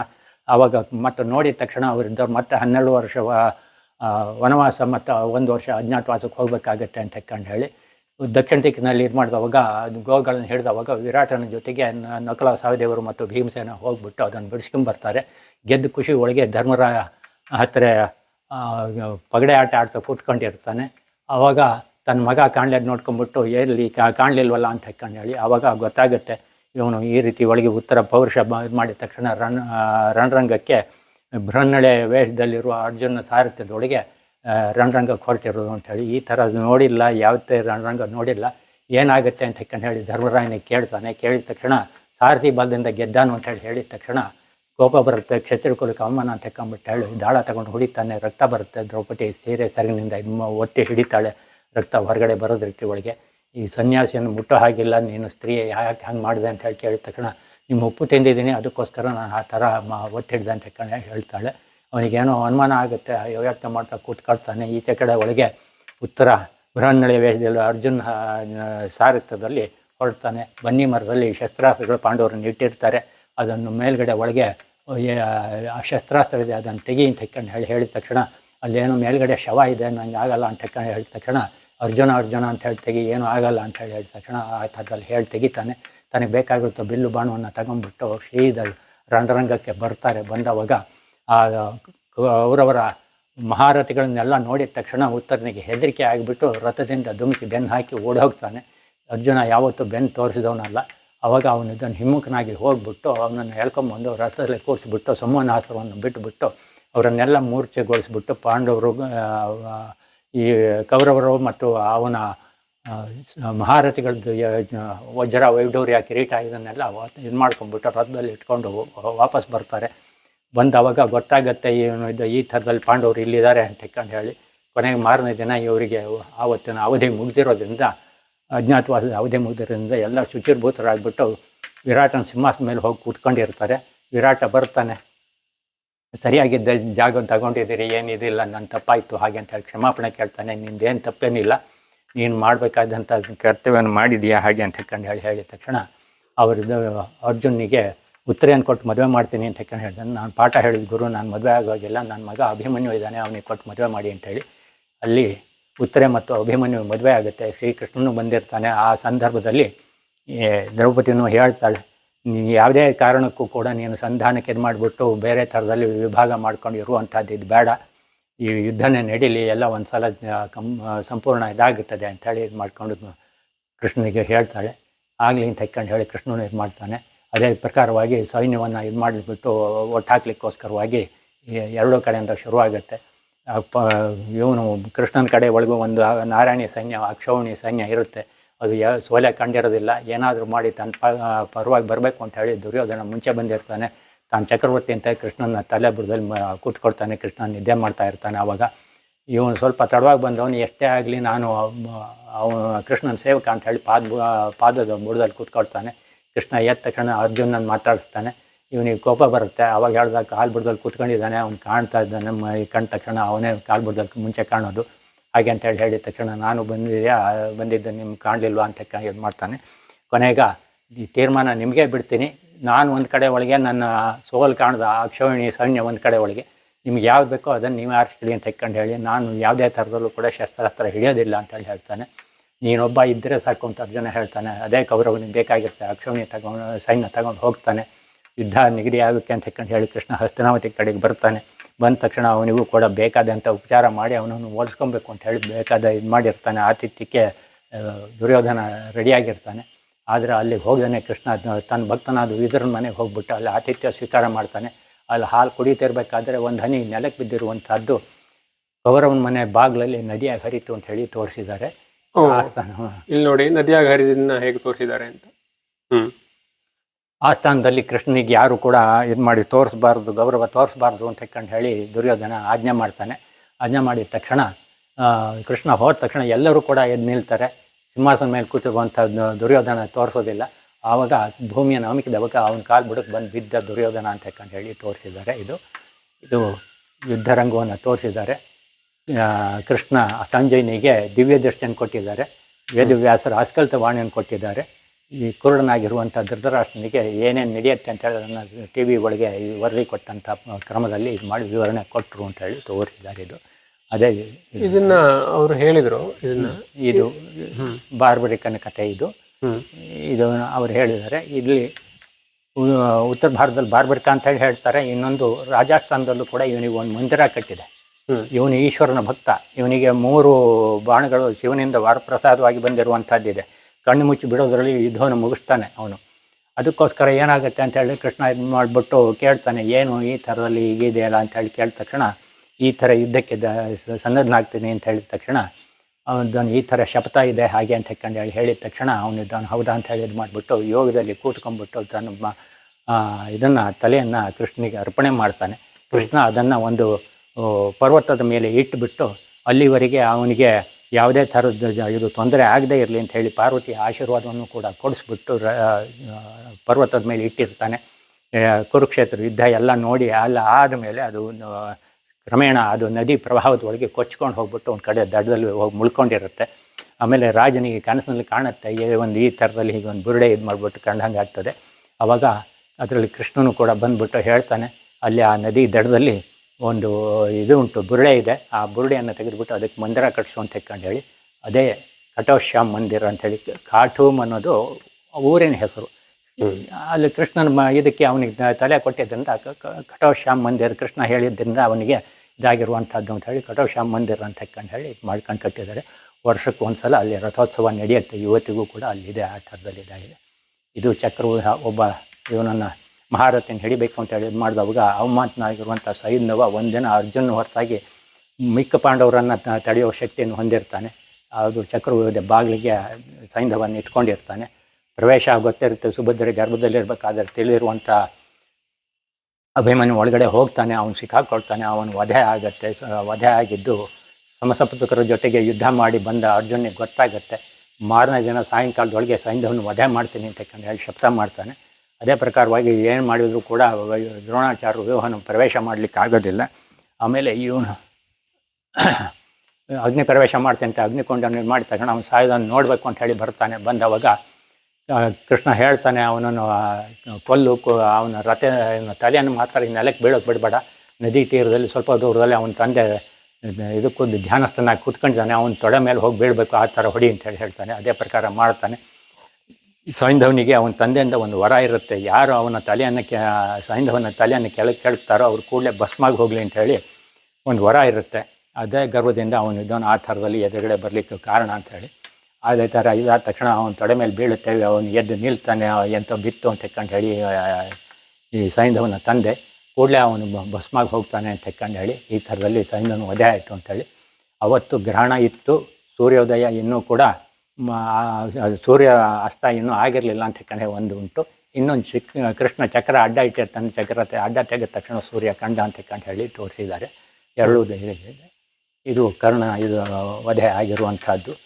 ಕರ್ಣ ಜನ್ಮತಃ ಇದು ಶಾಪಗ್ರಸ್ತನೇ ಆಗಿದ್ದರೂ ಕೂಡ ಅವನಿಗೆ ಹುಟ್ಟಿನಿಂದ ಬಂದಿರುವಂಥ ಒಂದು ಕವಚ ಇದನ್ನೆಲ್ಲ ಇಂದ್ರ ಅವನು ಪಡ್ಕೊಂಡಿರ್ತಾನೆ. ದೇವತೆಗಳಿಗೆಲ್ಲ ತೊಂದರೆ ಕೊಟ್ಟವನು ಅಂತ ಹೇಳಿ ಸೂರ್ಯನ ಹಿಂಭಾಗದಲ್ಲಿ ಹೋಗಿ ಇರ್ತಾನೆ.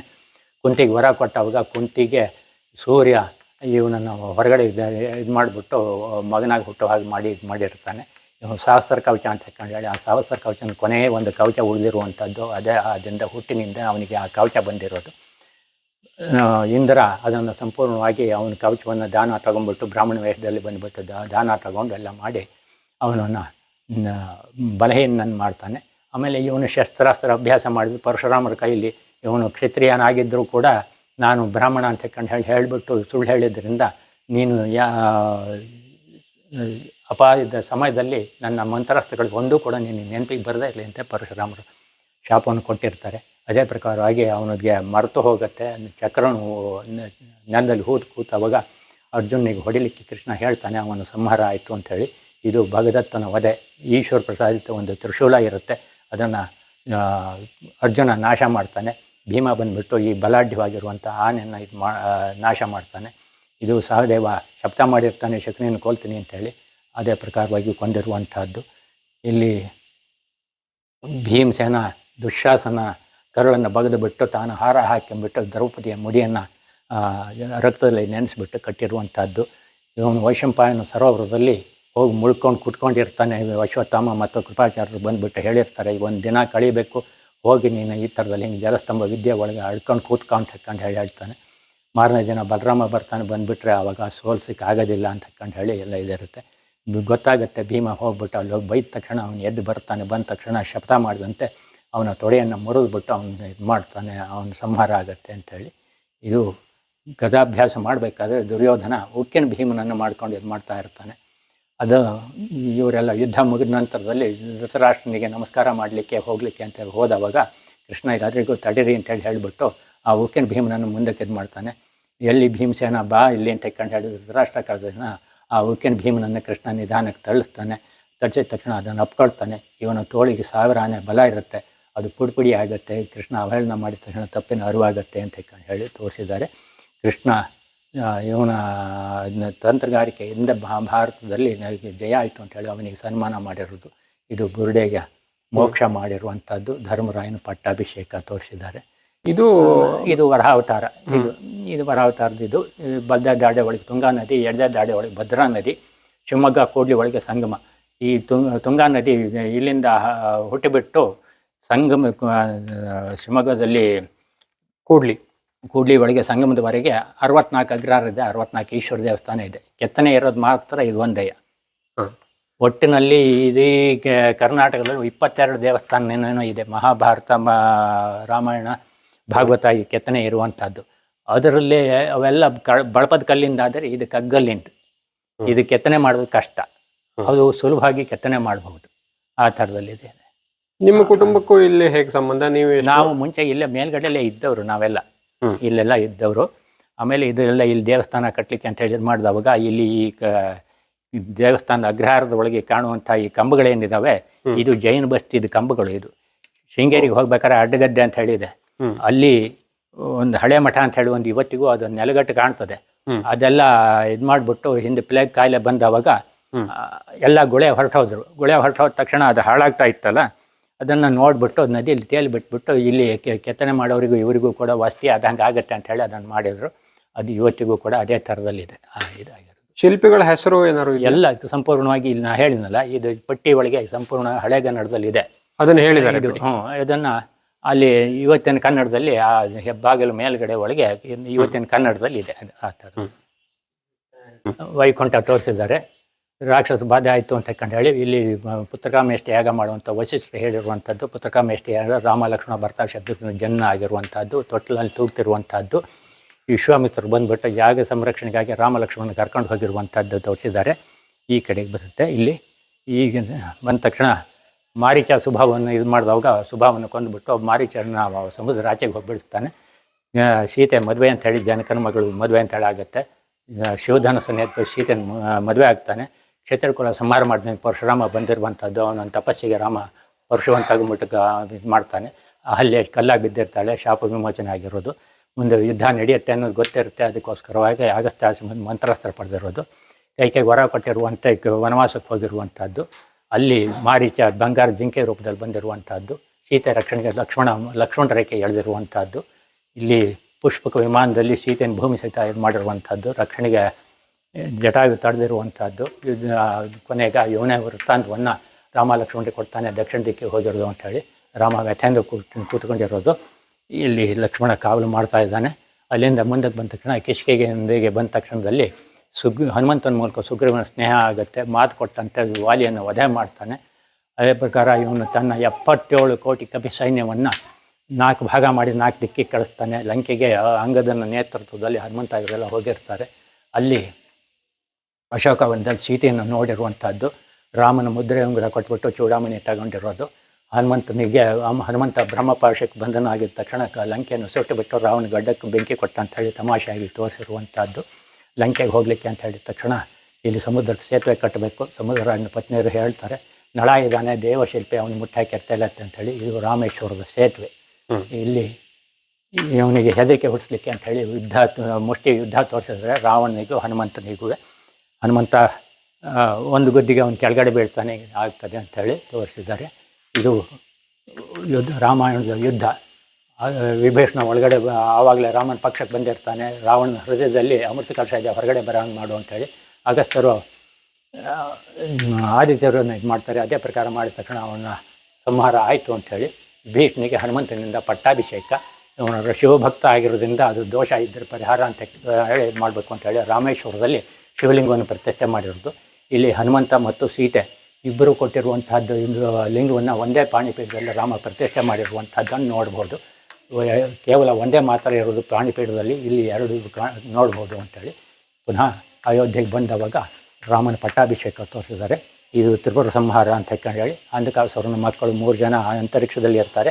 12,000 ವರ್ಷಕ್ಕೆ ಒಂದು ಸಲ ಒಟ್ಟಿಗೆ ಸೇರ್ತಾರೆ. ಒಂದೇ ಅಸ್ತ್ರದಿಂದ ಹೊಡೆದರೆ ಅವ್ರದ್ದು ಸಾವು ಅಂಥೇಳಿ ಶಿವ ತಪಸ್ಸಿಗೆ ಕೊಡ್ತಾನೆ. ಮಹಾಮೇರುವೆ ಹೆದೆ, ಆದಿಶೇಷನ ಹಗ್ಗ, ನಾರಾಯಣ ದೇವರೇ ಅಸ್ತ್ರ, ರಥದ ಅಚ್ಚೆ ಭೂಮಿ, ಬ್ರಹ್ಮ ಸಾರಥಿ, 4 ವೇದಗಳು ಅಶ್ವ, ಸೂರ್ಯಚಂದ್ರ ಗಾಲಿ, ಈ ಥರ ಮಾಡಿದವಾಗ ಅವ್ರಿಗೆ ಮೋಕ್ಷ ಆಯಿತು ಅಂಥೇಳಿ ತೋರಿಸಿದ್ದಾರೆ. ಇಲ್ಲಿ 3ನೇ ಸಾಲಿನಲ್ಲಿ ಇದು ಮಾಡಿಬಿಟ್ಟು ಭಾಗವತವನ್ನು ತೋರಿಸಿರುವಂಥದ್ದು ಇದು ಮಾಡಿದ್ದಾರೆ. ಯಥಾಪುರ ವೈಕುಂಠ ಇದು ಅಂಥೇಳಿ ಕಂಸನ ಬಾಧೆ ಹೆಚ್ಚಾಯಿತು ಅಂಥೇಳಿ 6 ಜನ ಮಕ್ಕಳನ್ನು ಕೊಂದಿರ್ತಾನೆ. 7ನೇ ಗರ್ಭದಲ್ಲಿ ಮಾಯಾದುರ್ಗಿ ಹುಟ್ಟಿರ್ತಾಳೆ. ಅವಳು ಮಾಯವಾಗಿ ಹೋಗ್ಬಿಟ್ಟು ನಂದಗೋಕುಲದಲ್ಲಿ ಬೆಳೀತಾಳೆ. 8ನೇ ಇದರಲ್ಲಿ ತಪ್ಪಿಸ್ಕೊಂಡು ಹೋಗಿ ಬಿಡಬಾರ್ದು ಅಂಥೇಳಿ ಕಂಸ ತನ್ನ ಇದಕ್ಕೋಸ್ಕರವಾಗಿ ಒಂದು ಕತ್ತೆಯನ್ನು ತಂದು ಕಟ್ಟಿರ್ತಾನೆ ಸೆರೆಮನೆ ಬಾಗಿಲಲ್ಲಿ. ಅದು ಮಾತ್ರ ಕೂಗ್ಲಿಕ್ಕೆ ಶುರು ಮಾಡ್ತದೆ. ಆವಾಗ ಅವನಿಗೆ ಬಂದುಬಿಟ್ಟಿರ್ತಾ ಕಷ್ಟ ಆಗುತ್ತೆ ಅಂಥೇಳಿ ಇದು ಮಾಡಿ ಅದ್ರ ಬಾಯಿಗೆ ಕಡಲೆಯನ್ನು ಹಾಕಿಬಿಟ್ಟು ದೇವ ಕಾಲು ಹಿಡ್ತಾನೆ. ಇದೇ ಗಾದೆ ಮಾತಾಗಿದ್ದು, ಕಾರ್ಯವಾಸಿ ಕತ್ತೆ ಕಾಲು ಹಿಡಿಬೇಕು ಅಂಥೇಳಿ. ಗೋಕುಲಾಷ್ಟಮಿ ದಿನ ಕಡಲೆ ತಿನ್ನಬಾರ್ದಂತೆ, ಪುನರ್ಜನ್ಮದಲ್ಲಿ ನಂಬಿಕೆ ಇದ್ದವ್ರು ಕತ್ತೆಯಾಗಿ ಹೊಡ್ತಾರೆ ಅಂಥೇಳಿ ಯಮುನಾ ನದಿ ದಾರಿ ಬಿಟ್ಟುಕೊಟ್ಟಿರೋದು. ಇದು ಗೋಕುಲದಲ್ಲಿ ಏನು ಮಾಡೋದು ಕೃಷ್ಣನ ಇದು ಮಾಡಿರುವಂಥದ್ದು. ಬೇರೆ ಬೇರೆ ರಾಕ್ಷಸರನ್ನು ಬಿಟ್ಟಿರುವಂಥದ್ದು. ದೇನಕಾಸುರ ಸಂಹಾರ, ಬೆಣ್ಣೆ ಕಳ್ಳ ಕೃಷ್ಣನ್ ತೋರಿಸಿದ್ದಾರೆ. ಇಲ್ಲಿ ಪೂತಿನ ಸಂಹಾರ, ಈ ಗೋವರ್ಧನ ಗಿರಿಯನ್ನು ಎತ್ತಿರೋದು, ಇಂದ್ರನ ಹೆಂಡತಿಗೆ ಅಭಯ ಕೊಟ್ಟಿರೋದು, ಇಂದ್ರನಿಗೆ ಅಭಿ ಸಿಗುತ್ತೆ ಅಂಥೇಳಿ. ಬಿಲ್ ಹಬ್ಬಕ್ಕೆ ಅಕ್ರೂರಸಾರದಲ್ಲಿ ಕಂಸನ ನಗರಿಗೆ ಕೊಟ್ಟಿರೋದು. ಹೆಂಡ ಕುಡಿಸೋರು ಆನೆ ಮಾತ್ರನ ಬಿಟ್ಟು ಅವಾಗ ಕೃಷ್ಣ ಸಂಹಾರ ಮಾಡಿರುವಂಥದ್ದು. ಇಲ್ಲಿ ಕಂಸನನ್ನು ಸಂಹಾರ ಮಾಡಿ ಅವನ ತಂದೆ ಉಗ್ರಸೇನನ್ನು ಸೆರೆಯಿಂದ ಬೆಳೆಸಿ ಅವನಿಗೆ ಪಟ್ಟಾಭಿಷೇಕ ಮಾಡಿರೋದನ್ನು ತೋರಿಸಿದ್ದಾರೆ. ಕೃಷ್ಣ ಜಲಕ್ರೀಡೆ ಒಳಗೆ ವಸ್ತ್ರಾಪರಣ ಮಾಡಿ ತೋರಿಸಿದ್ದಾರೆ. ರುಕ್ಮಿಣಿ ಸ್ವಯಂವರ ತೋರಿಸಿದ್ದಾರೆ. ಇಲ್ಲಿ ಈ ಮೇಲ್ಗಡೆ ಸಾಲು ಮಹಾಭಾರತಕ್ಕೆ ಶಂತನು ಚಕ್ರವರ್ತಿ ಗಂಗೆಯನ್ನು ಮದುವೆ ಆಗಿದ್ದು ಇದು ಅಂತ ಹೇಳಿ ಅಲ್ಲಿಂದ ಶುರುವಾಗುತ್ತೆ. ಇದು ಈ ಥರನೇ ಇದು ಮಾಡಬೇಕಂತೆ. ಈಶ್ವರನಿಗೆ ಪ್ರದಕ್ಷಿಣೆ ಬರಬೇಕು, ಈಶ್ವರನ ತಿಳಿಬೇಕಾದ್ರೆ ಹೀಗೆ ಹೋಗಬೇಕು ಅಂತೇಳಿ ಒಂದು ಕ್ರಮವೂ ಇದೆ ಅಂತ ಇದು ಮಾಡ್ತಾರೆ. ಅಲ್ಲಿ ನರಸಿಂಹ ಅವತಾರ ತೋರಿಸಿದ್ದಾರೆ, ಇಲ್ಲಿ ಪರಶುರಾಮ ಅವತಾರ, ಇಲ್ಲಿ ವಾಮನ ಅವತಾರ. ಈ ಕಡೆ ಒಳಗೆ ಇರುವಂಥದ್ದು ಇದು ವಿಶೇಷವಾಗಿರುವಂಥದ್ದು. ಇದು ಬರ್ತದಲ್ಲ, ಈಶ್ವರ ಪಾರ್ಥಿವ ಸಮೇತನಾಗಿ ನಂದಿ ಮೇಲೆ ಕೂತ್ಕೊಂಡಿದ್ದಾನೆ. ಭೃಂಗಿ ಮಲ್ಲೆ ಬಿಡಿತಾನೆ, ಗಣಪತಿ ಶಂಖ ಉತ್ತಾನೆ, ಬ್ರಹ್ಮದೇವರು ತಾಳ ಹಾಕ್ತಾರೆ, ದೇವತೆಗಳನ್ನು ನರ್ತನ ಮಾಡ್ತಾರೆ. ಕೈಲಾಸದಲ್ಲಿ ಇವತ್ತಿಗೂ ಕೂಡ ಪ್ರದೋಷ ಕಾಲದಲ್ಲಿ ನಡೆಯುತ್ತೆ ಅಂತ ಹೇಳಿ ತೋರಿಸಿದ್ದಾರೆ. ಇದು ತನ್ನ ತಾಯಿ ಪೂಜೆಗೋಸ್ಕರ ರಾವಣ ಕೈಲಾಸ ಪರ್ವತವನ್ನು ತಗೊಂಡು ಹೋಗ್ತಿರುವಂಥದ್ದು. ನಮ್ಮ ಸಿಂಹಾಸನ ಮೇಲೆ ಕೂತ್ಕೊಂಡಿರೋದು, ಚಿತ್ರಗುಪ್ತರು ವರದಿ ಕೊಡೋದು, ವಿಷ್ಣುದೂತರು ಶಿವದೂತರು ತಾಳೆ ನೋಡ್ತಾ ಇದ್ದಾರೆ ಸರಿಯಾ ತಪ್ಪ ಅಂತ ಹೇಳಿ. ನ್ಯಾಯ ಸಿಂಹಾಸನ ಮೇಲೆ ಯಮ ಕೂತ್ಕೊಂಡಿರುವಂಥದ್ದು. ಶ್ಯಾಮಳಾದೇವಿ ಸತ್ಯವಿಚಾರ ಮಾಡು ಅಂತ ಹೇಳಿರೋದು. ಚಿತ್ರಗುಪ್ತರು ವರದಿ ಕೊಡ್ತಾ ಇರುವಂಥದ್ದು. ವಿಷ್ಣುದೂತರು ಶಿವದೂತರು ತಾಳೆ ನೋಡ್ತಾರೆ.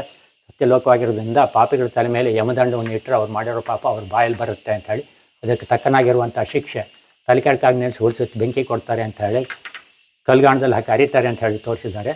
ಉಕ್ಕಿನ ಪ್ರತಿಮೆಗಳನ್ನು ಮಾಡಿ ಕೆಂಪಿಗೆ ಕಾಯಿಸಿಬಿಟ್ಟು ಆಲಿಂಗನ ಮಾಡಿಸ್ತಾರೆ ಅಂಥೇಳಿ ಸಿಡಿಮರದಲ್ಲಿ ನೇತು ಹಾಕಿ ಚೂರಾಗು ಅಲ್ಲಿವರೆಗೆ ತಿರ್ಸ್ತಾರೆ ಅಂಥೇಳಿ ಕಾವಲಿ ಮೇಲೆ ಕೂರಿಸ್ಬಿಟ್ಟು ಬಚ್ಚಿ ತಗೊಂಡು ಇರಿತಾರೆ ಅಂತ ಹೇಳಿ ತೋರಿಸಿದ್ದಾರೆ. ಎಣ್ಣೆ ಕೊಪ್ಪರಿಗೆ ಅವಳು ಮುಳಿಸಿ ಎತ್ತಾರೆ ಅಂತ ಹೇಳಿ ತೋರಿಸಿದ್ದಾರೆ. ಸ್ತ್ರೀ ಅದು ವ್ಯಭಿಚಾರ ಮಾಡಿದರೆ ಅದೋ ದೊಡ್ಡ ಸೀಸ ಕಾಸು ಉಯ್ತಾರೆ, ನೆತ್ತಿ ಬೀಳುತ್ತೆ ಅಂತ ಹೇಳಿ ತೋರಿಸಿದ್ರೆ ಇದು ಪಂಚಮಹಾಪಾತಕ, ಇದು ಮಾಡಬಾರ್ದು ಅಂತೇಳಿ ಶಾಸ್ತ್ರದಲ್ಲಿದೆ. ಬ್ರಹ್ಮವರ ಸುರಪಾನ ಸುವರ್ಣಕ್ಷಯ ಋಷಿಗಮನ ಮೈಥುನ ಸಂಗಮಾತ ಅಂತೇಳಿ 5 ಮಹಾಪಾಪ ಬಾವಿ ಥರ ಇರುತ್ತೆ. ಅದ್ರೊಳಗೆ ಕೊಳಚೆ ತುಂಬಿರುತ್ತೆ. ಮುಡಿಸಿಬಿಟ್ರೆ ಮತ್ತೆ ಮೇಲೆ ಹೇಳಲಿಕ್ಕಾಗೋದಿಲ್ಲ. ಭೂ ಪ್ರದಕ್ಷಿಣೆಗೆ ಅಂತ ಹೇಳಿ ನಾರದರು ಬಂದಿರುವಂಥದ್ದು. ಅವರನ್ನು ನೋಡಲೇಬೇಕು ಅಂತ ಹೇಳಿದೆ. ಅವ್ರು ತೆಗೆದು ತೋರಿಸಿದ ತಕ್ಷಣ ಅವರಿಗೆ ಭಯಭೀತರಾಗಿಬಿಟ್ಟು ನಾರಾಯಣ ಅಂತ ಹೇಳ್ತಾರೆ. ಇಲ್ಲಿ ಮೇಲಿದ್ದರು ಪಾಪಿಗಳದ್ದೆಲ್ಲ ಪಾಪ ಭಸ್ಮ ಆಗಿಬಿಟ್ಟು ಅವರು ಸ್ವರ್ಗಕ್ಕೆ ಹೊರಟೋದ್ರು, ಮುಳುಗಿದವರು ತಲೆ ಎತ್ತಿದ್ರು ನೋಡಿದರು ಅಂಥೇಳಿ ಇದು ನಾರದನ್ನು ಬೀಳ್ಕೊಟ್ಟಿರೋದು. ಸತ್ಯಲೋಕ ಆಗಿದ್ದು ಪುಣ್ಯವಂತರು ಬರಬೇಕು. ಸ್ತ್ರೀಗೆ ಸ್ತ್ರೀ ರೂಪದಲ್ಲಿ ಪುರುಷ ರೂಪದಲ್ಲಿ ಯಮ ದರ್ಶನ ಕೊಟ್ಬಿಟ್ಟು ಅವ್ರ ಪಾದ ಪೂಜೆ ಮಾಡಿ ಪಂಚಮುಖದ ಕಾಮಧೇನುವನ್ನು ದರ್ಶನ ಮಾಡಿಸಿ ಅವರು ತಪಸ್ ಮಾಡಿರೋ ಲೋಕಕ್ಕೆ ಕಳಿಸ್ತಾರೆ ಅಂತ ಹೇಳಿ ತೋರಿಸೋದು. ಬಾಣಾಸುರ 1000 ತೋಳನ್ನು ಈಶ್ವರನ ಆರಾಧನೆ ಮಾಡಿರೋದು. ಇದು ಭಗೀರಥನ ಗಂಗಾವತರಣ. ಬ್ರಹ್ಮನಲ್ಲಿ ಭಗೀರಥ ಆಯುಸ್ ಪಡೆದ, ವಿಷ್ಣುವಲ್ಲಿ ಗಂಗೆ ಪಡೆದ, ಶಿವ ಜಟೆಯಲ್ಲಿ ಧರಿಸಿದ, ಜನ ಋಷಿಗಳ ಆಪೋಷಣ ತಗೊಂಡ್ರು. ಅಲ್ಲಿಂದ ಮುಂದೆ ಜಾಹ್ನವಿ ಅಂತ ಹೇಳಿ ಹೆಸರಾಯಿತು ಅಂತ ಹೇಳಿ ತೋರಿಸಿದ್ದಾರೆ. ಇದು ಗಂಗಾ ನದಿ, ಈ ಕಡೆ ಯಮುನಾ ನದಿ, ಗುಪ್ತಗಾಮಿನಿ ಸರಸ್ವತಿ ಇದೆ, ಪ್ರಯಾಗರಾಜ್ ಇದು ತೋರಿಸಿ ಪ್ರಯಾಗರಾಜ್ ಇದು. ಇದು ಬದ್ರಿನಾಥನ ದೇವಸ್ಥಾನ ಗಂಗಾ ತಟದಲ್ಲಿ. ಕಾಶಿ ಒಳಗೆ ಇವತ್ತಿಗೂ ಕೂಡ ಅದೃಶ್ಯ ರೂಪದಲ್ಲಿ ಗಡಿಗೆ ಒಳಗೆ ಗಂಗೆ ತಗೊಂಬಂದ್ಬಿಟ್ಟು ವೇದವ್ಯಾಸರು ಈಶ್ವರನಿಗೆ ಅಭಿಷೇಕ ಮಾಡ್ತಾರೆ. 4 ವೇದಕ್ಕೆ 4 ನಾಯಿ ಕರ್ಕೊಂಬಂದಿರ್ತಾರೆ ಅಂಥೇಳಿ. ಕಾಲಭೈರವನ ಶಿಕ್ಷೆ ಕಲ್ಗಾಣದಲ್ಲಿ 3 ಸುತ್ತು ಹರಿದುಬಿಟ್ಟು ಗಂಗೆಗೆ ಒಗಿತಾನೆ, ಅಲ್ಲಿ ಮೋಕ್ಷ ಅಂಥೇಳಿ. ಬಿಂದು ಮಾಧವ ವಿಶಾಲಾಕ್ಷಿ ಅಮ್ಮನವ್ರನ್ನ ತೋರಿಸಿದ್ದಾರೆ. ಹರಿಶ್ಚಂದ್ರ ಘಾಟ್ ತೋರಿಸಿದ್ದಾರೆ. ಗಯ ವಟವೃಕ್ಷ ಇದು ಪಿಂಡ ಪ್ರಧಾನದಿದು. ಇದು ಗೋಕರ್ಣ ಮಹಾತ್ಮೆ. ಆತ್ಮಲಿಂಗವನ್ನು ಓಟೋ ರೂಪದಲ್ಲಿರೋ ಗಣಪತಿ ಇಟ್ಟ ತಕ್ಷಣ ರಾವಣ ಎತ್ತನ ಚೂರ ಬರುತ್ತೆ. ಧಾರೇಶ್ವರ, ಮುರುಡೇಶ್ವರ, ಗುಣವಂತೇಶ್ವರ, ಸಿದ್ದೇಶ್ವರ, ಮಹಾಬಲ ಅಂಥೇಳಿ ಗಣಪತಿ ತಲೆಯಲ್ಲಿ ಹೊಂಡ ಕಾಣ್ತದೆ. ಇದನ್ನು ತೋರಿಸಿದ್ದಾರೆ. ನೀವು ಕಾಶಿ ಒಳಗೆ ಸಮುದ್ರ ನೋಡಲಿಕ್ಕಾಗೋದಿಲ್ಲ, ಗೋಕರ್ಣದಲ್ಲಿ ಸಮುದ್ರ ನೋಡ್ಬೋದು ಅಂತ ತೋರಿಸಿದ್ದಾರೆ. ಕಾಶಿಗಿಂತಲೂ 1 ಗುಂಜಿ ತೂಕದಲ್ಲಿ ಪುಣ್ಯ ಜಾಸ್ತಿ ಸಿಗುತ್ತೆ ಹಾಗೆ ಗೋಕರ್ಣದಲ್ಲಿ ಅಂತ ಹೇಳಿ ಗೋಕರ್ಣದಲ್ಲಿ ಅಮ್ಮನವ್ರ ಕೈಲಿ ಒಂದು ತಕಡಿಯನ್ನು ಕೂಡ ಕೊಟ್ಟಿದ್ದಾರೆ. 5 ದೇವರು: ಆದಿತ್ಯ, ಅಂಬಿಕಾ, ವಿಷ್ಣು, ಗಣನಾಥ, ಮಹೇಶ್ವರ ಅಂತ ಹೇಳಿ 5 ದೇವರು. ಇಲ್ಲಿ ಮಧ್ಯದಲ್ಲಿ ಇರುವಂಥದ್ದು ಸೂರ್ಯನ ಇದು ಕುಂಟ, ಅರುಣ, ಸಾರಥಿ, 7 ಕುದುರೆ ರಥ, ವಾರಕ್ಕೆ 7 ದಿನ ಅಂಥೇಳಿ. ಮುಂಭಾಗದಲ್ಲಿ ಸೂರ್ಯನ ಮುಂಭಾಗದಲ್ಲಿ 2 ರಾಕ್ಷಸ ಆಕೃತಿ ತೋರಿಸಿದ್ದಾರೆ. ರಾಹು ಕೇತು ತೋರಿಸಿರುವಂಥದ್ದು. ಸೂರ್ಯನ ಪಕ್ಕದಲ್ಲಿ ಗೋಪುರಾಕೃತಿ ತೋರಿಸಿದ್ದಾರೆ. 14 ಲೋಕ ನಮ್ಮ ಕಲ್ಪನೆ ಒಳಗೆ. ಅದಕ್ಕೆ ಆಧಾರ ಹೇಗೆ ಅಂತ ಹೇಳಿದರೆ, ಅಡಿ ಒಳಗೆ ಆಮೆ, ಆಮೇಲೆ ಆದಿಶೇಷ, 8 ಆನೆ, ಅಲ್ಲಿಂದ ಮೇಲೆ ಭೂಮಿ ಸಹಿತ 7 ಲೋಕ ಅಂಥೇಳಿ ತೋರಿಸಿದ್ದಾರೆ. ಅಲ್ಲಿಂದ ಮೇಲೆ ಬ್ರಹ್ಮಲೋಕ ಅಂಥೇಳಿ ಬ್ರಹ್ಮನ್ ತೋರಿಸಿದ್ದಾರೆ. ಹಂಸದ ಮೇಲೆ ಸರಸ್ವತಿ ಜೊತೆಗಿದ್ದಾನೆ. ಬ್ರಹ್ಮನ ಎಡಭಾಗದಲ್ಲಿ 10 ಕುದುರೆ ರಥದಲ್ಲಿ ಚಂದ್ರ ಧ್ಯಾನಸ್ಥನಾಗಿ ಭೂಮಿ ಪ್ರದಕ್ಷಿಣೆ ಬರ್ತಾ ಇರೋದು. ಬೆಳೆ ಎಲ್ಲ ಒಂದನೇ ಕಾರಣ ಅಂಥೇಳಿ. ನಮ್ಮಲ್ಲಿ ದುರ್ಗೆಗೆ ಅಂಬಿಕಾನ ತೋರಿಸಿದ್ದಾರೆ, ಸಿಂಹವಾಹನ ಅಂತ ಹೇಳಿ. ಸಾವನ್ನು ಕೂಡ ಗೆದ್ದವಳು ಅಂತ ಇದು ಮಾಡಿ ಕೆಳಗಡೆ ಒಳಗೆ ಮಾನವಾಕೃತಿಗೆ 2 ತೋರಿಸಿದ್ದಾರೆ. ಈಚೆ ಕಡೆ ಒಳಗೆ ವಿಷ್ಣುವಿಗೆ ಕೃಷ್ಣನ ತೋರಿಸಿದ್ದಾರೆ. ರಾಧಾ ರುಕ್ಮಿಣಿ ಇದ್ದಾರೆ. ಪಕ್ಕದಲ್ಲಿ ಗೋವಿದೆ. ಕೃಷ್ಣನ ವಾಹನ ಕೆಳಗಡೆ ಒಳಗೆ ಗರುಡ ತೋರಿಸಿದ್ದಾರೆ. ಚಂದ್ರಮಂಡಲಕ್ಕೆ ವಿರುದ್ಧವಾಗಿ ಸೂರ್ಯಮಂಡಲ ಅಂತ ಹೇಳಿ ಕೃಷ್ಣನ ಮೇಲ್ಗಡೆ ಒಳಗೆ ಸೂರ್ಯನನ್ನು ತೋರಿಸಿದ್ದಾರೆ. ವಿಶೇಷವಾಗಿರುವಂಥದ್ದು ನಮ್ಮಲ್ಲಿ ಗಣಪತಿಗೆ 2 ವಾಹನ, ಆನೆ ಮತ್ತು ಇಲಿ. ಈಶ್ವರನ ಸೈನ್ಯಕ್ಕೆ ಅಧಿಪತಿ ಅಂತ ಹೇಳಿ ಆನೆ, ಆಮೇಲೆ ಅವನ ವಾಹನ ಇಲಿ. ಇಲ್ಲಿ ಮೇಲ್ಗಡೆ ಒಳಗೆ ಈ ಪಟ್ಟಿ ಇದೆಯಲ್ಲ, ಈ ಪಟ್ಟಿ ಹತ್ತಿರ 12 ಜ್ಯೋತಿರ್ಲಿಂಗ ತೋರಿಸಿದ್ದಾರೆ. ಇದು 12 ಜ್ಯೋತಿರ್ಲಿಂಗಗಳು ಅಂಥೇಳಿ. ಸಣ್ಣ ಕೆತ್ತನೆ ಇರುವಂಥದ್ದು ಬ್ರಹ್ಮ ಸಂಕಲ್ಪದಂತೆ ಸಪ್ತರ್ಷಿಗಳು ಬರ್ತದ್ದು. ಕಲಿಯುಗ ಅಂತ್ಯದವರೆಗೆ ಈಶ್ವರನ ಆರಾಧನೆ ಇರಲಿ ಅಂತೇಳಿ ಇದು ಮಾಡಿದವಾಗ ದರೋಡೆಕೋರ ಅಡ್ಡ ಬಂದವಾಗ ಪಾಪ ಪುಣ್ಯ ಕೇಳಿದ ತಕ್ಷಣ ಅವನೊಬ್ಬನಿಗೆ ಅನ್ನೋದು ಗೊತ್ತಾಗುತ್ತೆ. ಕ್ಷಮಾಪಣೆ ಕೇಳ್ತಾನೆ. ಅವನಿಗೆ ಹೇಗೆ ಉಪದೇಶ ಮಾಡಬೇಕು ಅಂತ ಹೇಳಿದಾಗ 2 ಮರದ ಮಧ್ಯ ಕೊರಿಸ್ಬಿಟ್ಟು ಆ ಮರ ಈ ಮರ ಅಂತೇಳಿ ಹೇಳು ಅಂತ ಹೇಳಿದಾಗುತ್ತೆ. ಹುತ್ತ ಬೆಳೆಯುತ್ತೆ, ಅದು ರಾಮ ಆಗುತ್ತೆ. ನಾರದ ಭೂಪ್ರದಕ್ಷಿಣೆ ಬಂದವರು ಹುತ್ತದಿಂದ ಬರುವಂಥ ರಾಮನಾಮವನ್ನು ಕೇಳಿ ವಾಲ್ಮೀಕಿ ಅಂತ ಹೆಸರಿಟ್ಟು ರಾಮಾಯಣ ಬರಲಿಕ್ಕೆ ಹೇಳ್ತಾರೆ. ಗರ್ಭಿಣಿ ಸೀತೆಯನ್ನು ಕಾಡಿಗೆ ತಗೊಂಬಂದು ಬಿಟ್ಟವಾಗ ಲವಕುಶರು ಚೆನ್ನಾಗುತ್ತೆ, ಅವರಿಗೂ ಕೂಡ ಬೋಧನೆ ಮಾಡಿದರು ಅಂಥೇಳಿ. ಇಲ್ಲಿ ನೀಲಕಂಠೇಶ್ವರ ನಮ್ಮಲ್ಲಿ ಪ್ರತಿಷ್ಠೆ ಆಗಿರೋದು. ಕೆಳಗಡೆ ಒಳಗೆ ಸಣ್ಣದಾಗಿರುವಂಥ ಒಂದು ಹೂವಿದಿಲ್ಲ, ಅದು ಕೂರ್ಮಾಸನ, ಆಮೇಲೆ ಶೇಷಾಸನ, ಆಮೇಲೆ ಪಾಣಿಪೀಠ. ಇದು ಕೂರ್ಮದ ಮೇಲೆ ಇದು ಮಾಡಿಬಿಟ್ಟು ಮಂದರ ಪರ್ವತವನ್ನು ಕಡ್ದವಾಗ ಹಾಲ ಬಂದವಾಗ ಈಶ್ವರ ಕುಡಿದಿದ್ದರಿಂದ ನೀಲಕಂಠನಾದ ಅಂಥೇಳಿ. ಈ ನಂದಿಗೂ ಕೂಡ ಮುಂಭಾಗದಿಂದ ಆ ಕಡೆಯಿಂದ ಸಾಧಾರಣವಾಗಿರುವಂಥ ಒಂದು ಈಶ್ವರನ ಇದನ್ನು ಪಾಣಿಪೀಠ ಮತ್ತು ಈಶ್ವರನ ಇದನ್ನು ಕೆತ್ತನೆ ಮಾಡಿದ್ದಾರೆ. ಇವಿಷ್ಟು ಕೂಡ ಇದು ಒಳಗಡೆಯಲ್ಲಿ ಇರುವಂಥದ್ದು ಇದೆ. ಸತ್ಯನಾರಾಯಣ ಭಟ್ರೆ, ಎಷ್ಟೊತ್ತು ಹೇಳಿದ್ರಿ, ಧನ್ಯವಾದಗಳು. ಸಂತೋಷ. ನಾವು ಹೇಳ್ತೀವಿ ಇದೇನಿಲ್ಲ, ಏನು ಇದು ಏನು ನೋಡಬೇಕು ಅಂತ ಹೇಳಿ ಶ್ರದ್ಧೆ ಇದು ಮಾಡ್ಕೊಂಬಿಟ್ಟು ಬರ್ತಿರಲ್ಲ, ಆ ಥರದ್ದು ನಮಗೂ ಇದಾಗ್ತದೆ. ನಂತರ ಇಲ್ಲಿ ನಮ್ಮ ಸಂಸ್ಕೃತಿ ಇದನ್ನು ಮರೆಯದ ರೀತಿ ಒಳಗೆ ಇರಲಿ ಅಂತ ಹೇಳಿ ಎಲ್ಲ ಒಂದು ಕಲ್ಲಿನಲ್ಲಿ ಕೆತ್ತನೆ ಮಾಡಿರುವಂಥದ್ದು ಯಾವತ್ತಿದ್ರೂ ಕೂಡ ನೆನಪಿನಲ್ಲಿ ಉಳಿಯುತ್ತೆ ಅಂತ ಹೇಳಿ ಕಲ್ಲಿನಲ್ಲಿ ಕೆತ್ತನೆ ಮಾಡಿದ್ದಾರೆ. ಹೇಳಿದ ನೆನಪಿರೋದಿಲ್ಲ, ಮರ್ತು ಹೋಗ್ತಿರುತ್ತೆ, ಏನಾದ್ರು ಬೇರೆ ಬೇರೆ ಜಂಜಾಟಗಳು ಇದರೊಳಗೆ. ಆ ಥರದಲ್ಲಿ ಇದನ್ನು ಎಲ್ಲ ಥರಕ್ಕೂ ತಿಳಿಸ್ಬೇಕು ಅಂತ ಹೇಳಿ ಮಾಡಿದ್ದಕ್ಕೆ ನಿಮಗೂ ಕೂಡ ಧನ್ಯವಾದಗಳು. ಈಶ್ವರನ ಕೃಪೆ ಎಲ್ಲರ ಮೇಲೂ ಇರಲಿ ಅಂತ ಹೇಳಿ ನಾವು ಆಶಿಸ್ತೇವೆ. ನಮಸ್ಕಾರ. ಒಟ್ಟು ತುಂಗಾ ನದಿಯಲ್ಲಿ ನೀವು 3 ಕಡೆ ಮತ್ಸ್ಯಧಾಮ ನೋಡ್ಬೋದು. ಒಂದು ಶೃಂಗೇರಿ, ನೆಕ್ಸ್ಟ್ ಜಮ್ಮಟ್ಟಿಗೆ, ಈ ಸ್ಥಳಕ್ಕೆ ಜಮ್ಮಟ್ಟಿಗೆ ಅಂತ ಹೆಸರು. ಇದು ಬಿಟ್ಟರೆ ನೀವು ತೀರ್ಥಹಳ್ಳಿ ಚಿಬ್ಬಲ್ಗುಡ್ಡೆ ಅಂತ ಹೇಳಿ. ಇದರೊಳಗಿರೋ ವಿಶೇಷ ಜಾತಿ ಮಹಾಶೀರ ಅಂತೇಳಿ ಸ್ವೀಟ್ ವಾಟ್ರಲ್ಲಿ ಮಾತ್ರ ಇರುವಂಥ ಮೀನುಗಳನ್ನು ನೋಡ್ಬೋದು. ಇದು ಆವಾಗ ಬ್ರಿಟಿಷರು ಆಡಳಿತ ಮಾಡುವಾಗಲೇ ಇದನ್ನು ಹಿಡಿಯಬಾರ್ದು ಅಂತೇಳಿ ರೂಲ್ಸ್ ಮಾಡಿದರು. ಈಗ ಕರ್ನಾಟಕ ಸರ್ಕಾರ ಮತ್ಸ್ಯಧಾಮ ಅಂತ ಹೇಳಿ ಮಾಡಿದ್ದಾರೆ.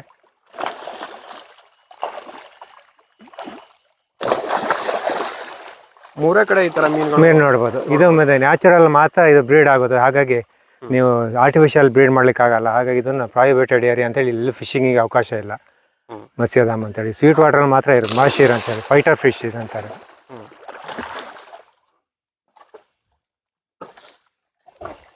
ನಿಮ್ಮ ಮನೆ ಬಿಡೋ ತನಕ ತುಂಗಾ ನದಿ ನೀರು ಯಾವಾಗಲಾದ್ರು ಬಂದಿತ್ತಾ? ಹಾಂ, ಈ 1982ರಲ್ಲಿ ಮನೆ ಹಿಂದ್ಗಡೆ ನಮ್ಮದು ಸ್ನಾನ ಗೃಹ ಇದೆ, ಅಲ್ಲಿಗೆ ಬಂದಿತ್ತು. ಅದು ಬಿಟ್ಟರೆ 1923ರಲ್ಲಿ ದೇವಸ್ಥಾನದ 3 ಮೆಟ್ಲು ಮುಚ್ಚೋಗಿತ್ತು. ಅವಾಗ ಇಲ್ಲೆಲ್ಲ ಪೂಜೆ ಎಲ್ಲ ಪೂರೈಸಿ ಮೇಲಿನ ಅಗ್ರಹಾರ ಅಂತ ಅಲ್ಲಿ ಹೋಗಿ ಇದ್ರು ಅಂತ ಹೇಳಿ ಹೇಳ್ತಾರೆ.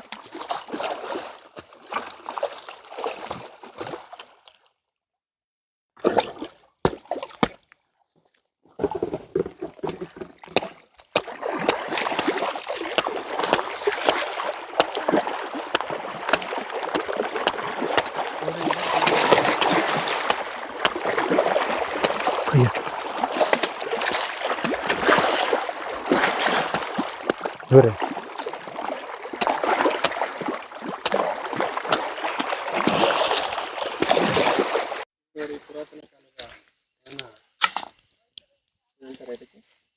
ಬಾತ್ ಟಬ್. ಹಾಂ, ಹಿಂದಿನ ಕಾಲದಲ್ಲೇ ಮಾಡಿರೋವಂಥದ್ದು. ವಿಶೇಷ ಏನಂತೇಳಿ ಎಲ್ಲೂ ಜಾಯಿಂಟ್ ಇಲ್ಲ. ಒಂದೇ ಕಲ್ಲಿನಲ್ಲಿ ಕೆತ್ತಿ ಕೆಳಗಡೆ ನೀರು ಹೋಗ್ಲಿಕ್ಕೆ ಒಂದು ಸಣ್ಣದೊಂದು ಹೋಲ್ ಮಾಡಿದ್ದಾರೆ. ಅದಕ್ಕೆ ಪುರಾತನ ಕಾಲದಲ್ಲಿ ಗಿದ್ನ ಅಂತ ಹೇಳ್ತಾರೆ. ಅದನ್ನು ಹಾಕ್ಕೊಂಡು ಪಕ್ಕದಲ್ಲಿ ಬಿಸಿನೀರು ಕಾಯಿಸ್ಕೊಂಡು ಅಭ್ಯಂಜನ ಮಾಡ್ತಾಯಿದ್ರು ಅಂತೇಳಿ. ಹೀಗೆ ಸ್ನಾನ ತೊಟ್ಟಿ ಅಂತೀವಲ್ಲ, ಅವಾಗ 300 ವರ್ಷದ ಹಳೆಯ ಕಾಲದಲ್ಲೇ ಇದ್ರದ್ದು ಕಲ್ಪನೆ ಇತ್ತು. ಆವಾಗಲೂ ಜನಗಳು ಇದನ್ನು ಉಪಯೋಗಿಸ್ತಾ ಇದ್ರು ಅಂತ. ಈಗೇನು ಹೊಸದಾಗಿ ನಾವು ಬಾತ್ ಟಬ್ ಅಂತೇಳಿ ಪಿಂಗಾಣಿಲೆಲ್ಲ ನೋಡ್ತೀವಲ್ಲ, 300 ವರ್ಷ ಹಳೆಯ ಕಾಲದಲ್ಲೇ ಅದು ಆವಾಗಿನ ಇದರಲ್ಲಿ ಇತ್ತು.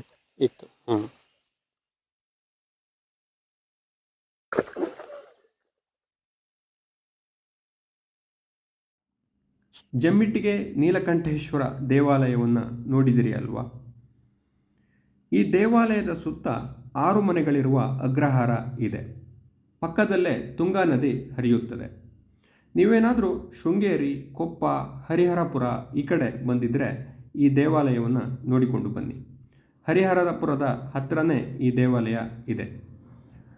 ಗಂಗಾಮೂಲ ಬೆಟ್ಟದಲ್ಲಿ ಉಗಮವಾಗುವ ತುಂಗಾ ನದಿ ಶೃಂಗೇರಿ, ಹರಿಹರಪುರ, ತೀರ್ಥಹಳ್ಳಿ, ಶಿವಮೊಗ್ಗ ಹೀಗೆ ಹರಿದುಕೊಂಡು ಹೋಗುತ್ತದೆ. ನಂತರ ಕೂಡಲಿಯಲ್ಲಿ ಭದ್ರಾ ನದಿಯ ಜೊತೆ ಸಂಗಮ ಆಗಿ ತುಂಗಭದ್ರಾ ನದಿಯಾಗಿ ಮುಂದೆ ಹರಿದುಕೊಂಡು ಹೋಗುತ್ತದೆ. ಇಲ್ಲಿ ಇರುವ ಸ್ಥಳಗಳ ಪರಿಚಯವನ್ನು ನಾನು ಮಾಡಿಕೊಡ್ತಾ ಇದ್ದೀನಿ. ಧನ್ಯವಾದಗಳು.